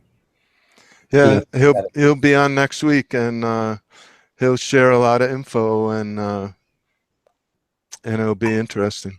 Does he use earthworms at all? The actual earthworms or the castings? He uses both. That's what the earthworms are for, is to make the castings. And to eat the nutrients that you put in compost or whatever, and when they poop it out, then it's available for the plants. Right. Yeah. Good morning, Richard. Welcome to Talking Motorcycles. I've heard you've got a new MV Agusta, riding it in Italy. I'd love to hear all about it. Good morning, Richard. How are you? Great. Hi, guys. Sorry I'm late. Yeah, I got a Moto Guzzi 350. Took it out for the maiden ride, thrashed it like you're supposed to, and found a few problems, brought it back, and getting worked on. Better than poking the eye with a sharp stick, right? Yeah, it's a V twin, but it's this V twin versus a Harley V twin, so or a Ducati V twin. So it's a 31-year-old bike, so the registration was like 11 euros or something. Good fun. Yeah. That is pretty rad. Yeah, So Kenny and I are and Todd are motosexuals. Not necessarily every pretty girl that walks by we check out, but every motorcycle that goes by we do check out. Yeah. that is fucked up but true. We're bike sexuals. Old or new, it's all history. That's hilarious. You know what's funny is I was into motorcycles before girls, and when I was a little boy, 5, 6, and 7, before I got my first motorcycle at age 8, I used to look through my dad's motorcycle magazines, In the Wind and Easy Rider, and the bikes, and I remember being 7 and noticing the girls for the very first time, and I was stunned because they were always there, but I just right to the motorcycle, So, yeah, motorcycles forever. But what's been going on with you, Richard?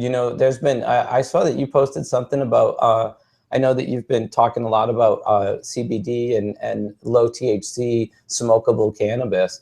And you posted something about Switzerland the other day I was going to ask you about. Yeah, there's, I call it tobacco or not pot. It's high terp, high CBD hemp buds. I first saw the concept in Colorado, and I realized, geez, this stuff was smokable, and it was. And then Rob was out, and I talked to him about it, and he thought it was a brilliant idea in the age of cheap imported molecules from Asia. So about 6 months ago, Switzerland, the maximum THC for hemp there is 1%. So they've been selling these products like Tobacco, Placebo. Let me think of some other names. Easy Joint in Italy. There's about 6 companies in Italy and 4 in Switzerland. And I estimated about 50 tons of flowers would satisfy that demand just in Europe, just for this year. Wow. So in a sense, it'd be like near beer, or but actually no, because it gets cannabinoids into your body, so it's actually very beneficial. Yeah, it's the cheapest source by half. So the public health implications in Europe are immense because most stoners smoke with tobacco here and not with not pure like we do. And so they, their joints might be 80% tobacco or even more. So switching over to something like this instead of tobacco has enormous implications for public health and throughout Europe. Absolutely right. I like smoking. I like smoking joints to this day. Even though I have a dabber and everything, it's more effective. Something really pleasurable about just smoking a joint. And I think a lot of people would move towards smoking cannabis if it didn't make them so high all day. People just like smoking. The market for that is like 5 times the stoner market because it includes guys my age that maybe smoked in college when they're younger and then stopped because it was so high in THC. People who want to cut out tobacco. My buddy who I came visited you with, Jill, he actually stopped a lifetime habit of smoking tobacco using the buds that we grew, the hemp buds we grew that were smokable out in Lyons. So it's about a 5 times bigger market, maybe around 60% of the population is the target market for this kind of stuff. Yeah, I think that's great. I wish more people in Europe would get away from mixing tobacco with cannabis. Yeah. Yeah. Yeah, I'm an outlier here. They look at me like I have 3 heads when I smoke pure, and it's like that ingrained where the guy who doesn't use tobacco is the weirdo. Right. Did I lose him? Did you? Can you guys hear Richard? Yeah. Oh, then I messed up. No problem.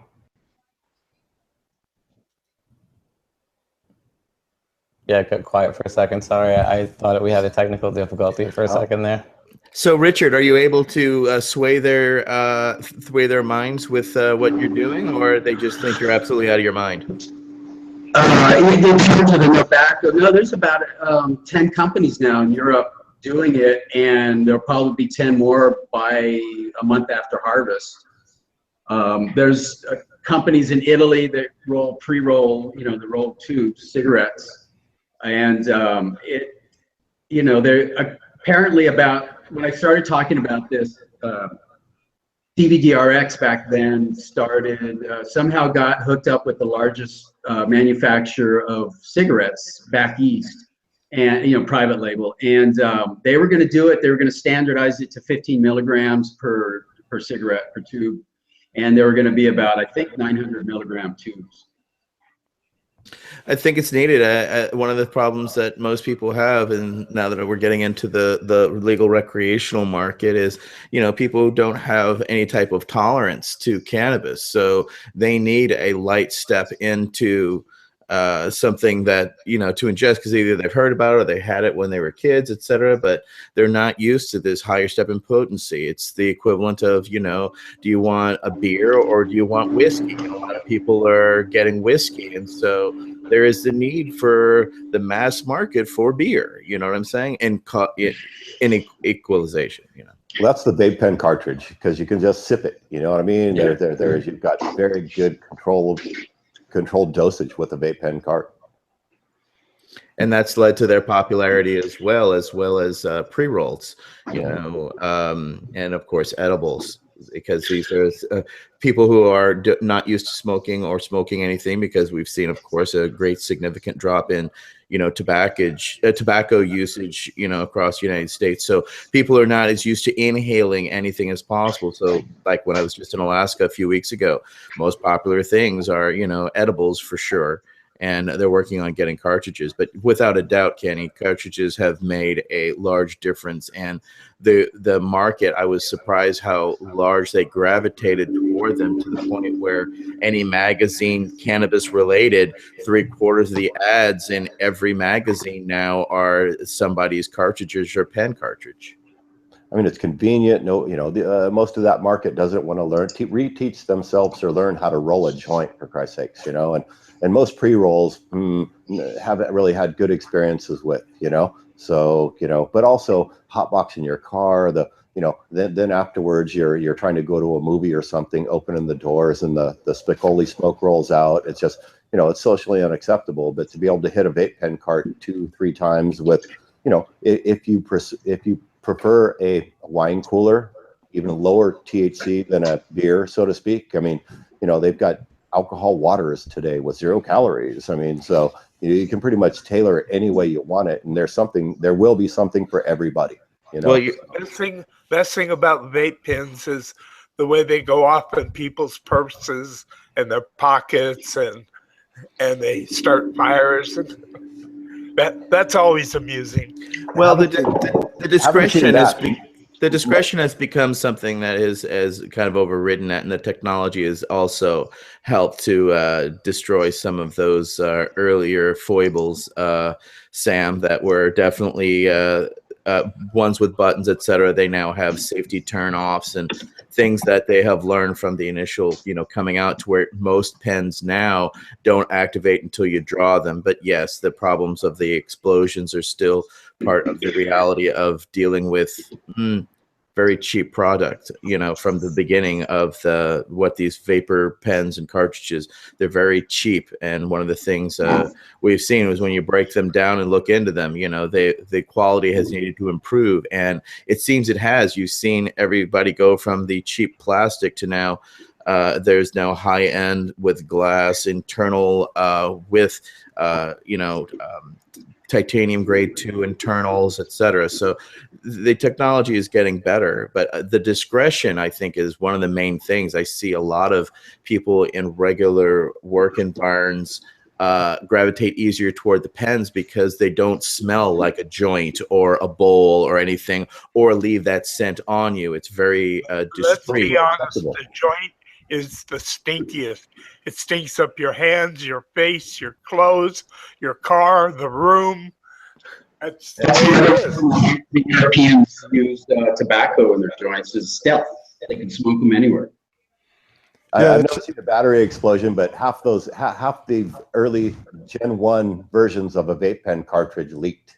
I was in a car one time, and one of the manufacturers was talking to a distributor, and they were like, well, how many leaked? And I thought I heard the number 600, and I was like, whoa. I asked them later on, like, did you really have 600 vape pen carts leak without even being touched? And they're like, yeah, you know.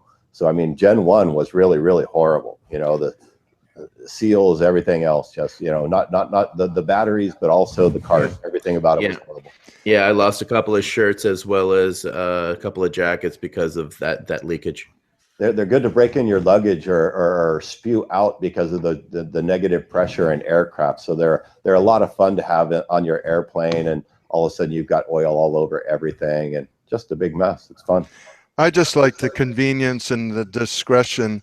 You can be at a baseball game or a sporting event or a concert where they say, you know, no consumption whatsoever, but it's just discreet, and you can do it right where you're sitting.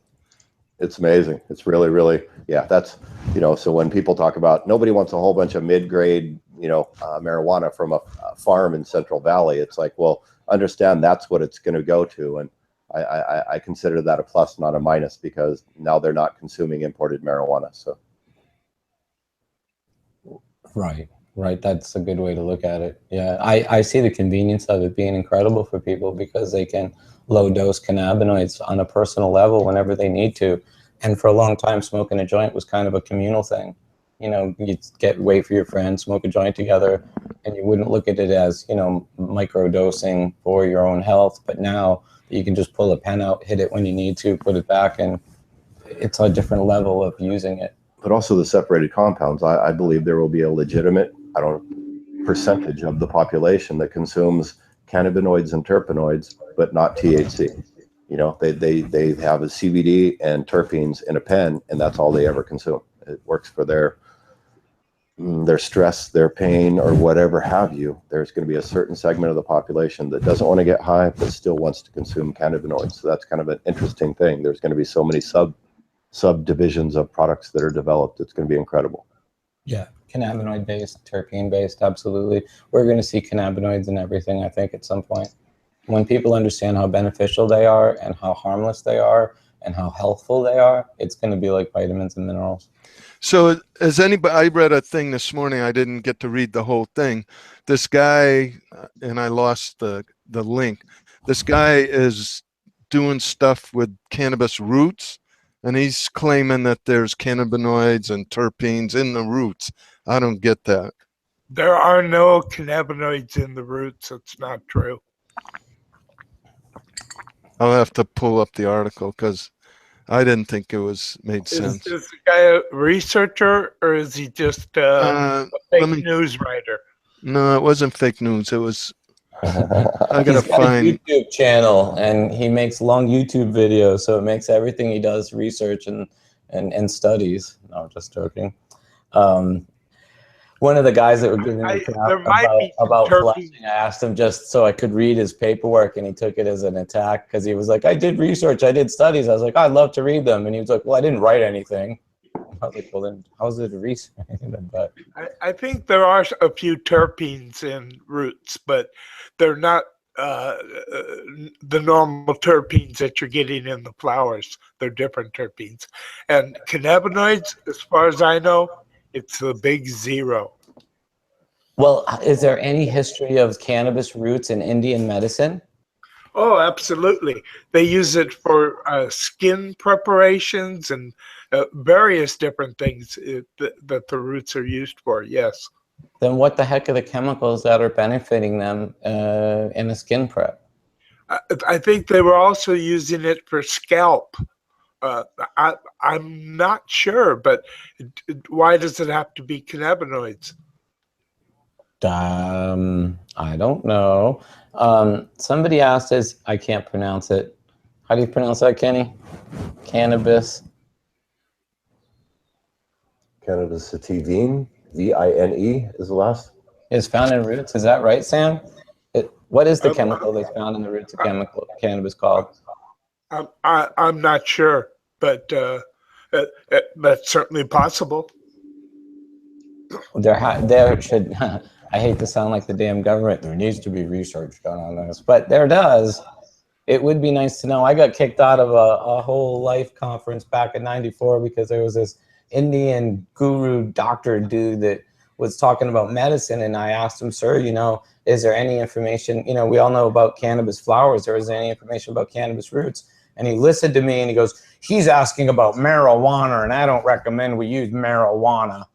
And I was just like, Jesus. But unfortunately, we have Western influence, but, you know, I think that it's been part of Indian medicine for a long time. Absolutely, it's part of Ayurvedic medicine. I visited Ayurvedic facilities where they grew herbs and spices, including cannabis, for their herbal preparations, and they were selling thousands of these bottles of herbal preparations from their Ayurvedic hospital every day. I'd see the patients lining up at the pharmacy. I bought some. Oh, I remember one of the things it was used for, but this wasn't roots. This was one of the cannabis preparations we bought. It was to rub on skin to prevent wrinkles. Yeah, that was just water and a little bit of leftover morphine from World War II, Dave. They line up for that every morning. Wow, you know what? Again, Kenny, with all the here, read this shit. There's a long documented history of utilization of cannabis root as medicine. The off-cited Chinese herbal Sheneng, dated around 2700 BCE, mentions that cannabis root was dried and ground to form the basis to a paste used to reduce the pain caused by broken bones or surgery. The Roman historian Pliny the Elder wrote that the Nautilus Historia in around 79 CE that cannabis root could be boiled in water to make a preparation that relieved joint cramps. There's a commercial hemp product called Hemp Ease, E-A-Z-E, I believe. I think out of Oregon that uses root as its base, and it's been around for a few years. Yeah, this I don't know what the source is, Sam, but it says cannabinoids in the roots. There is evidence to suggest that cannabis roots contain some trace quantity of cannabinoids, particularly CBD, and that the concentration depends on the strain. There was one study which made this claim, but when they tried to reproduce it, it couldn't be done. Oh, okay, thank you. Was this something that was this back in IHA time? Was this in IHA? I'm trying to remember, but my brain's a little bit foggy. Not a problem. Thank you, Kenny. It is something that I think we need to look into more, because God knows we've probably been throwing away tons and tons of roots that could be medically beneficial to some.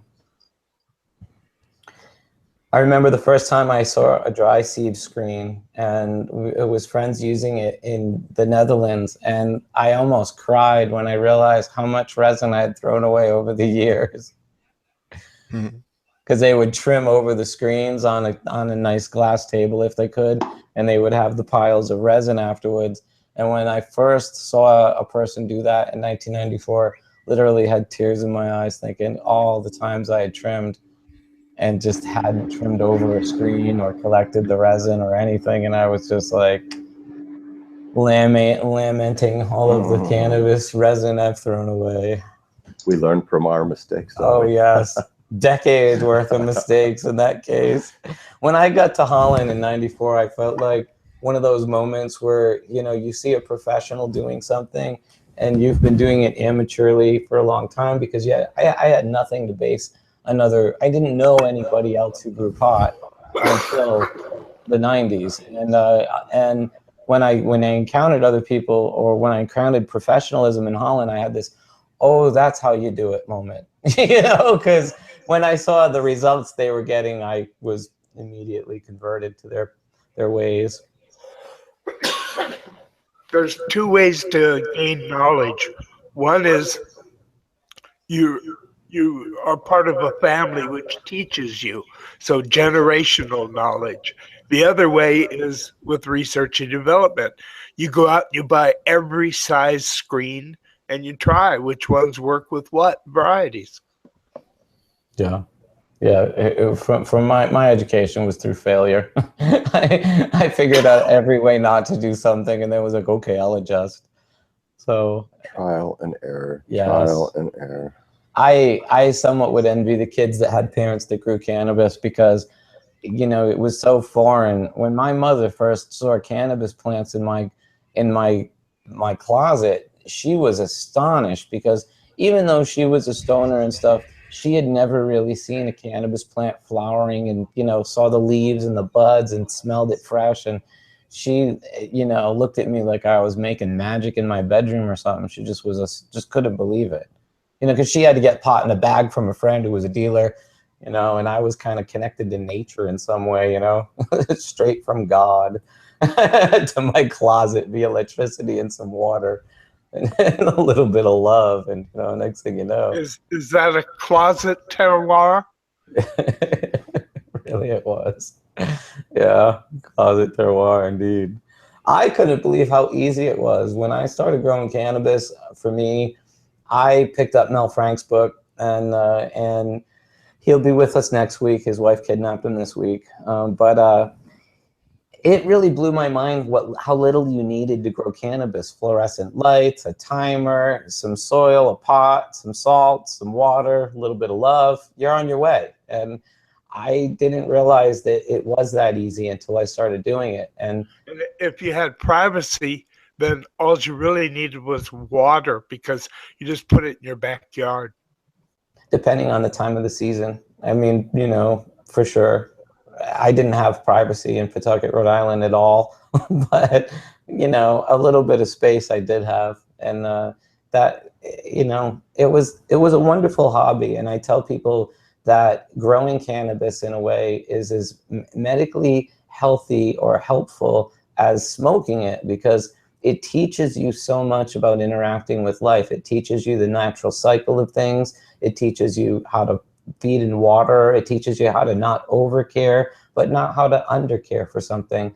It did so much for my health and well-being, and I mean that gardening part of it, that I really, you know, can't recommend it more to people. Like, go right ahead, you know, get a little fluorescent light, get a little timer, get a little pot and some soil, plant some seeds, just let the cannabis plant grow. You know, try it. That's what I swear, just try it. You'll be hooked forever. It's so wonderful. You know, there's never going to be cannabis that's better than the cannabis you grew yourself. I don't care what anybody tells you. There's some pride and love in it that just can't be replaced or replicated. I played ice hockey this morning, and some guy asked me what I did, and I told him, and 3 other guys on the bench piped up, "Oh, I grow in my backyard. I grow in my backyard." And it's a ban all across the country, or all across our county, on outdoor growing, but people are ignoring it and doing it anyway. And it's all because it was passed last fall. These guys weren't growing until it passed, and once the law was changed, they jumped on the bandwagon. As well they should. You know, there's no threat of arrest, or there's no threat. If they have under 6 plants, they have a legal right to grow cannabis in the state.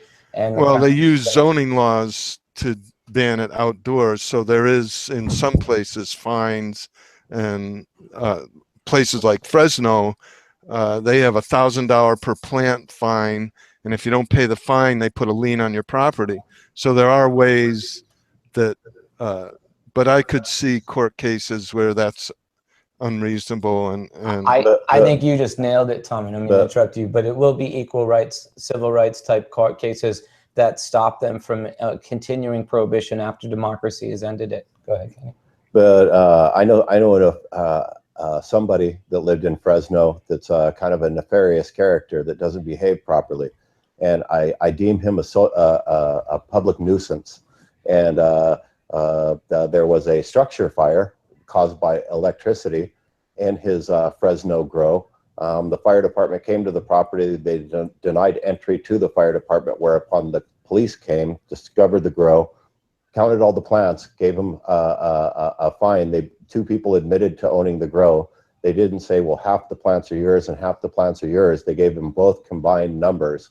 The total was 670 plants. They gave them a piece of paper that said, you now owe $670,000, each of you, and that you have to pay, well, you got 15 days to contest this ruling with the city council, not with the judge, not with anybody, with the city council. And they already decided no, that they'd rather have your $670,000 before the meeting even adjourned.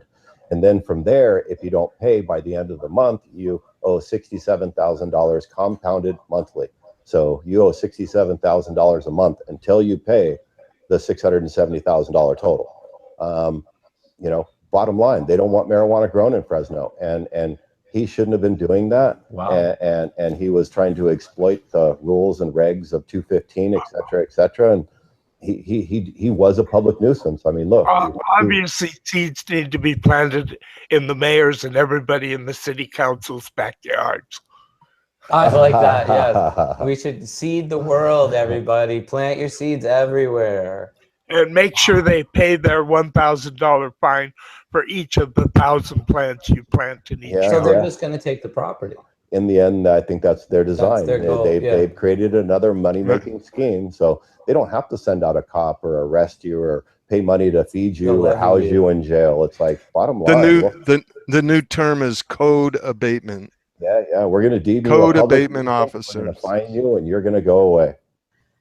You know, though, in some ways, though, and I'll play devil's advocate for a minute, but do you want to be living next door to someone who's running an illegal alcohol still? No, like I said. And that's kind of where I think that it's going to go, because, you know, I was reading the newspaper in Calaveras County. They were going after people that had applied for permits, didn't get them, but said F you and grew anyway. And I don't know what you expect to have happen if you ask for permission and you don't get it, and then you proceed anyway. What do you think's going to happen? What do you know, if you try to make whiskey and you set up a still and they come and say no, and you go screw you, what do you think is going to happen? And that's where I think there's a disconnect with people that are trying to go legal if they can, and if they can't, well, F you. Well, I'll sue them for $1 billion. Right. But let's not go there. But, you know, and in a way, I can't wait for more people to sue the elected officials and demand equal rights, because we should have equal rights across the board, especially considering how beneficial cannabis is on so many levels. And we're not going to get it until we challenge their authority. Let's look at this from a logical point of view. How many cities or counties in California prohibit the production of beer and wine? I don't think there are any. No. That's a great way to look at it. So, you know what, we need to fight for the same equal rights that the alcohol industry has all over the state, in all honesty. I mean, why? What this is this is prohibition because of cultural intolerance and tradition. Right. I mean, the license fee for alcohol in California for beer or wine, each beer is $15,000, wine's $15,000, hard liquor's $15,000. To get in on cannabis, it's anywhere from $50,000, $60,000 on upwards, in some places $100,000. Just for the permits, the fees, the water board, all these. It should be like alcohol. Yes. It should be like potatoes, because like potatoes, raw, they're not psychoactive. They have to be heated and processed. Raw weed isn't psychoactive at once until it's decarbed. So it should be more like potatoes or grapes. Raw potatoes are psychoactive. Raw potatoes, you ever eat a dozen raw potatoes and tell me how you feel? Welcome to Talking Potatoes. And what does it do? It sounds like you ate a dozen. Bro. Told you I like French fries. Well, number one, they taste terrible, but number two, potatoes need to be cooked before you can eat them, digest them properly, I think. Can you eat raw potatoes?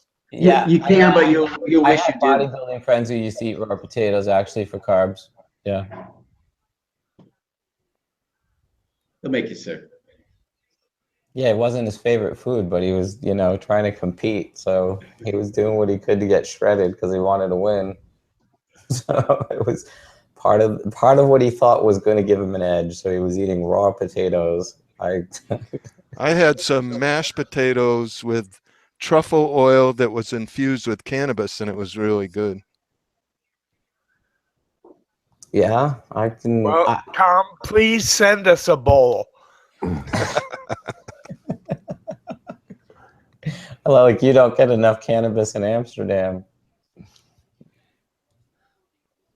What is going on in Amsterdam? Can I ask you, Sam? Have they still been closing down coffee shops, or is that kind of stopped?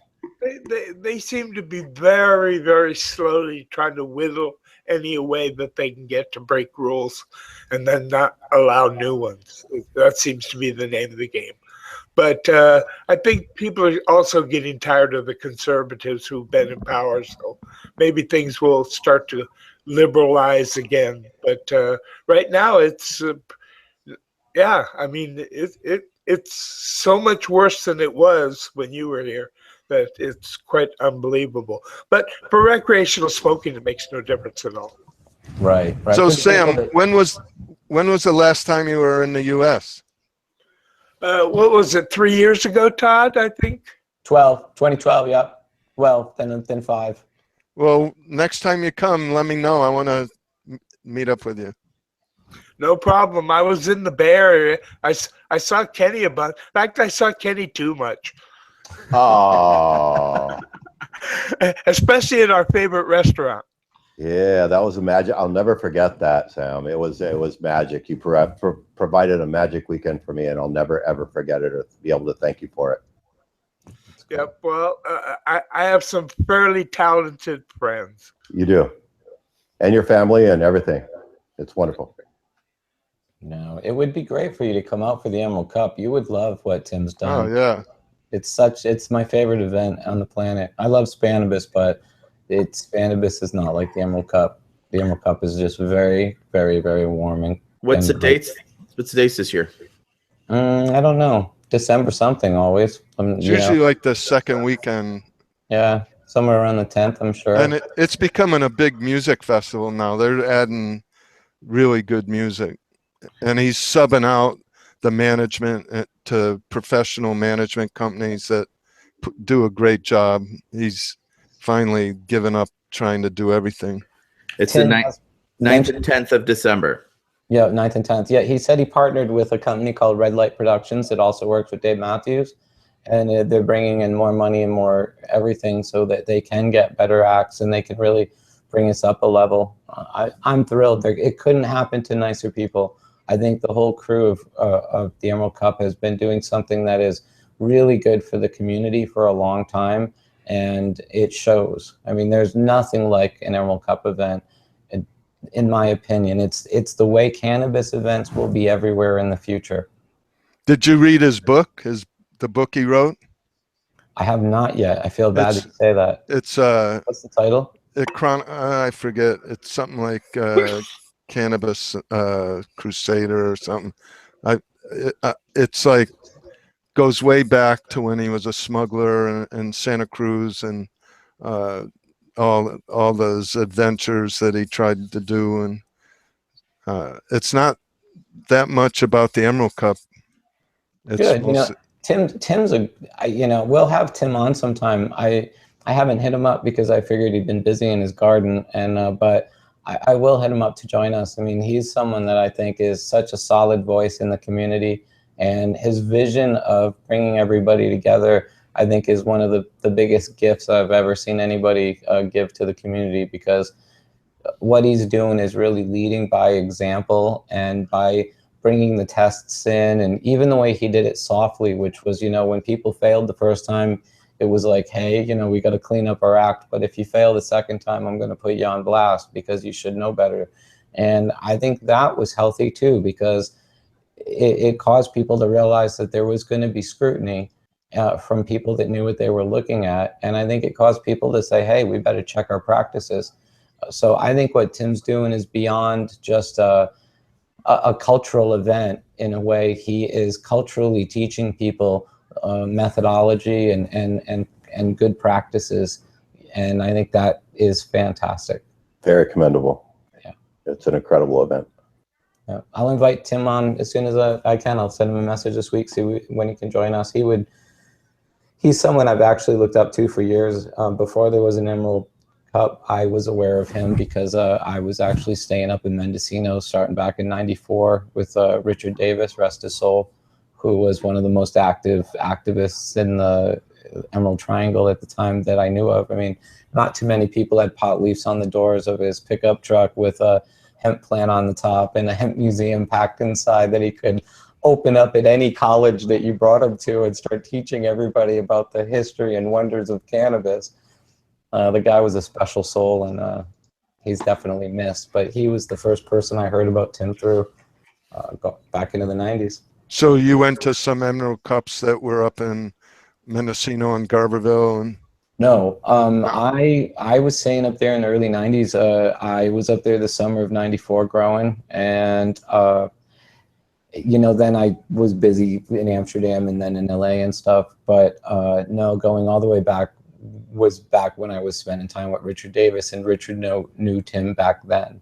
And then after I got out of prison is really when the Emerald Cup started, because the Emerald Cups didn't really start, I think, till probably around 2000 or something. I don't think that I don't think. No, it's like 12 or 13. This was like the 12th or 13th. Yeah, so I would say the Emerald Cup started somewhere around 04, 05. Yeah, which would make more sense to me. And they didn't move to the Sonoma County Fairgrounds until, I want to say 12. I think 2012 was their first, or 2011 was their first time at the at the Sonoma County Fairgrounds. If anybody remembers. I think it's been four years.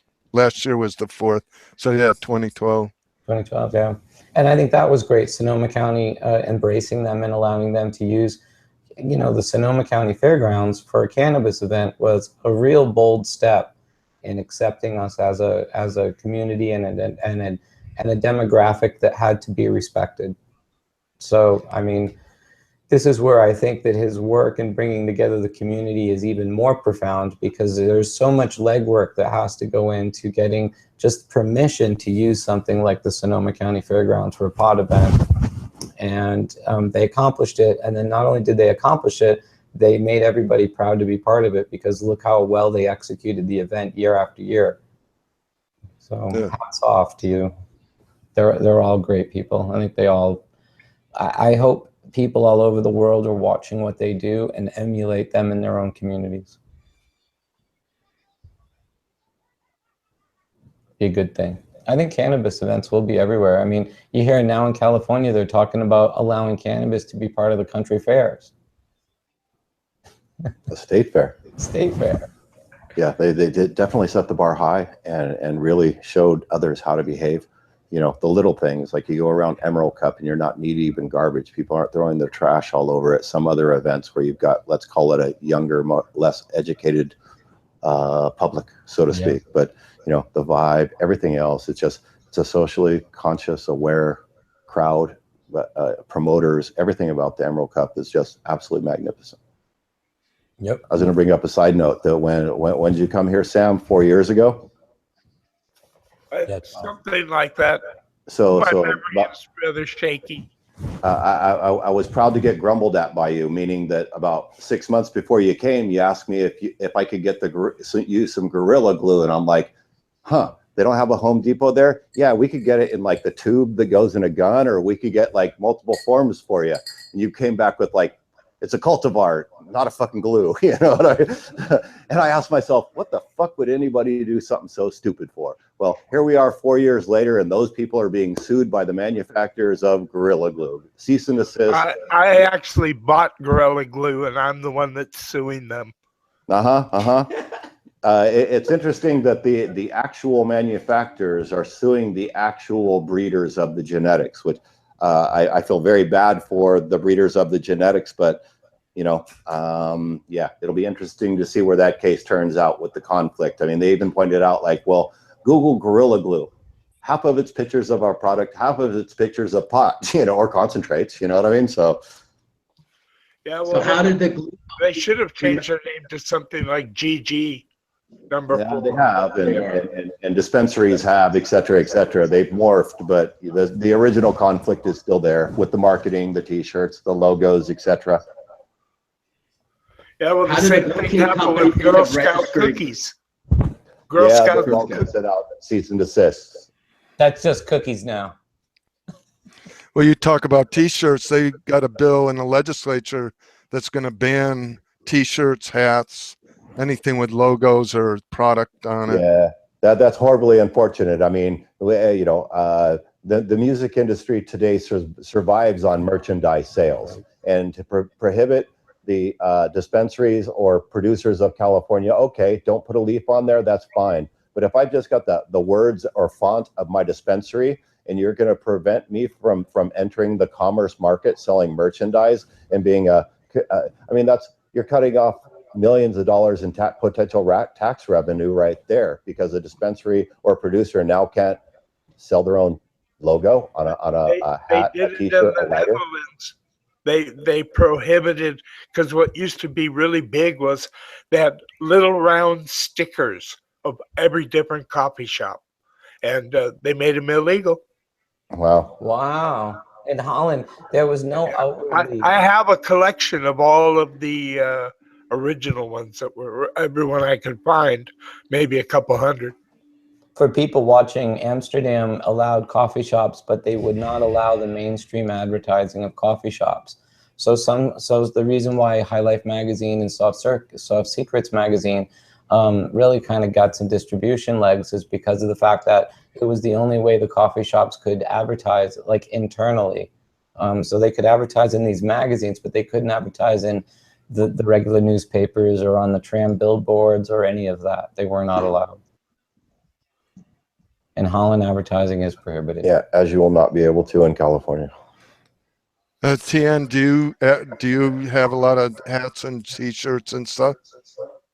No, I really downscaled a lot of that in BPG years ago when the government evicted us and we found our new location. I was the only location I could find was basically I had to do away with my retail over-the-counter stuff such as T-shirts, sweatshirts, hats, etc. So for the most part, I try things like rolling papers with our logo on them and things like that. But for the most part, no, it doesn't really drive it as much. It's, the majority of the sales or the products themselves. Flowers are still the majority of the market, and then concentrates right behind there, and then after that's edibles. So I do hear you, and I it is frustrating, Kenny, but the reality is that hasn't passed in California yet, and then just because it's in the legislature doesn't mean that it's going to. And it passed passed the assembly unanimously. It's in the Senate right now. I didn't realize it was unanimous. Well, we might be screwed. That may be the fact. And well, then I'll go. It's the short-sightedness, again, of the market and the overreactions that. And the fear that, marijuana is bad, even though, I can go get a Jack Daniels hat or get a free fanny pack with a Camel cigarette, I can't get anything having to do with my own logo or anything like that in the future. It's dumb. It's going to hurt brands. People are trying to brand themselves now to try to get themselves out there to get a foothold in the market. That's definitely going to hinder them, because I guarantee you when it opens up 5 years later for the large corporations, the first thing those large corporations are going to do is lobby to have that pulled, and they're going to have all their logos ready to roll out nice and shiny and sparkly, and people that and interstate commerce. That's going to be what's next. And it's unconstitutional, though. They'll be handing out free frisbees with marijuana burros. Well, who's going to afford to actually take it all the way and fight it? So it'll be lobbyists who are, hired to actually go out and, create that change, unfortunately, as opposed to the individual or the activism or the grassroots that we have had up to this point that will be slowly whittled away because of the prohibition is gone. And so it's a free market. I hate to say it, but it's truly part of normalization. We should put a pipe in your frisbee so we could throw it to each other. Ha ha ha. That's our Somebody did that. I had one actually. I was about to say, somebody put one of those one-hitter to center frisbee back in the 90s. See, I knew I'd spark some brain cells. Like, hey, I've seen that before. I've had that before. It was a stupid idea then. It's a stupid idea now. That's my point. It actually worked. Yeah. Yeah, there's nothing like lighting something that you can't see where you're lighting the other side of it. Ensconced in a big round piece of plastic. Yeah, that doesn't heat up to the plastic. I mean, to the aluminum that you're lighting, right? Yeah, but hey, well, I want to thank you guys for all coming out and doing the show today. Tom, I know you got to go, and we're past our 2-hour mark. So I just want to say thank you, everybody, for tuning in to Talking Cannabis this week. We'll be here next Saturday. Check us out at talkingcannabis.live if you'd like to join the conversation more. And, of course, thank you to everybody for coming out and doing the panel. And we have some special guests next week. Yes, we do. We have Jeff Lowenfels, who is the author of the books and Tom's old friend. So Mel Frank will be back. Yeah, Mel Frank will be back. He said it. We ever going to get a hold of Mr. Clark? He's in Turkey making a hemp basket. I understand. Yeah, he is. How big is this fucking basket? I mean, he doesn't have internet. Man. Yeah. Okay. Hope it's a big basket. He needs to weave some internet. Yeah. He needs to weave some internet. The one thing cannabis can't do, right, is make internet. So, well, have a nice day, everybody, and thank you all for tuning in today. And until next Saturday, stay high. Cheers.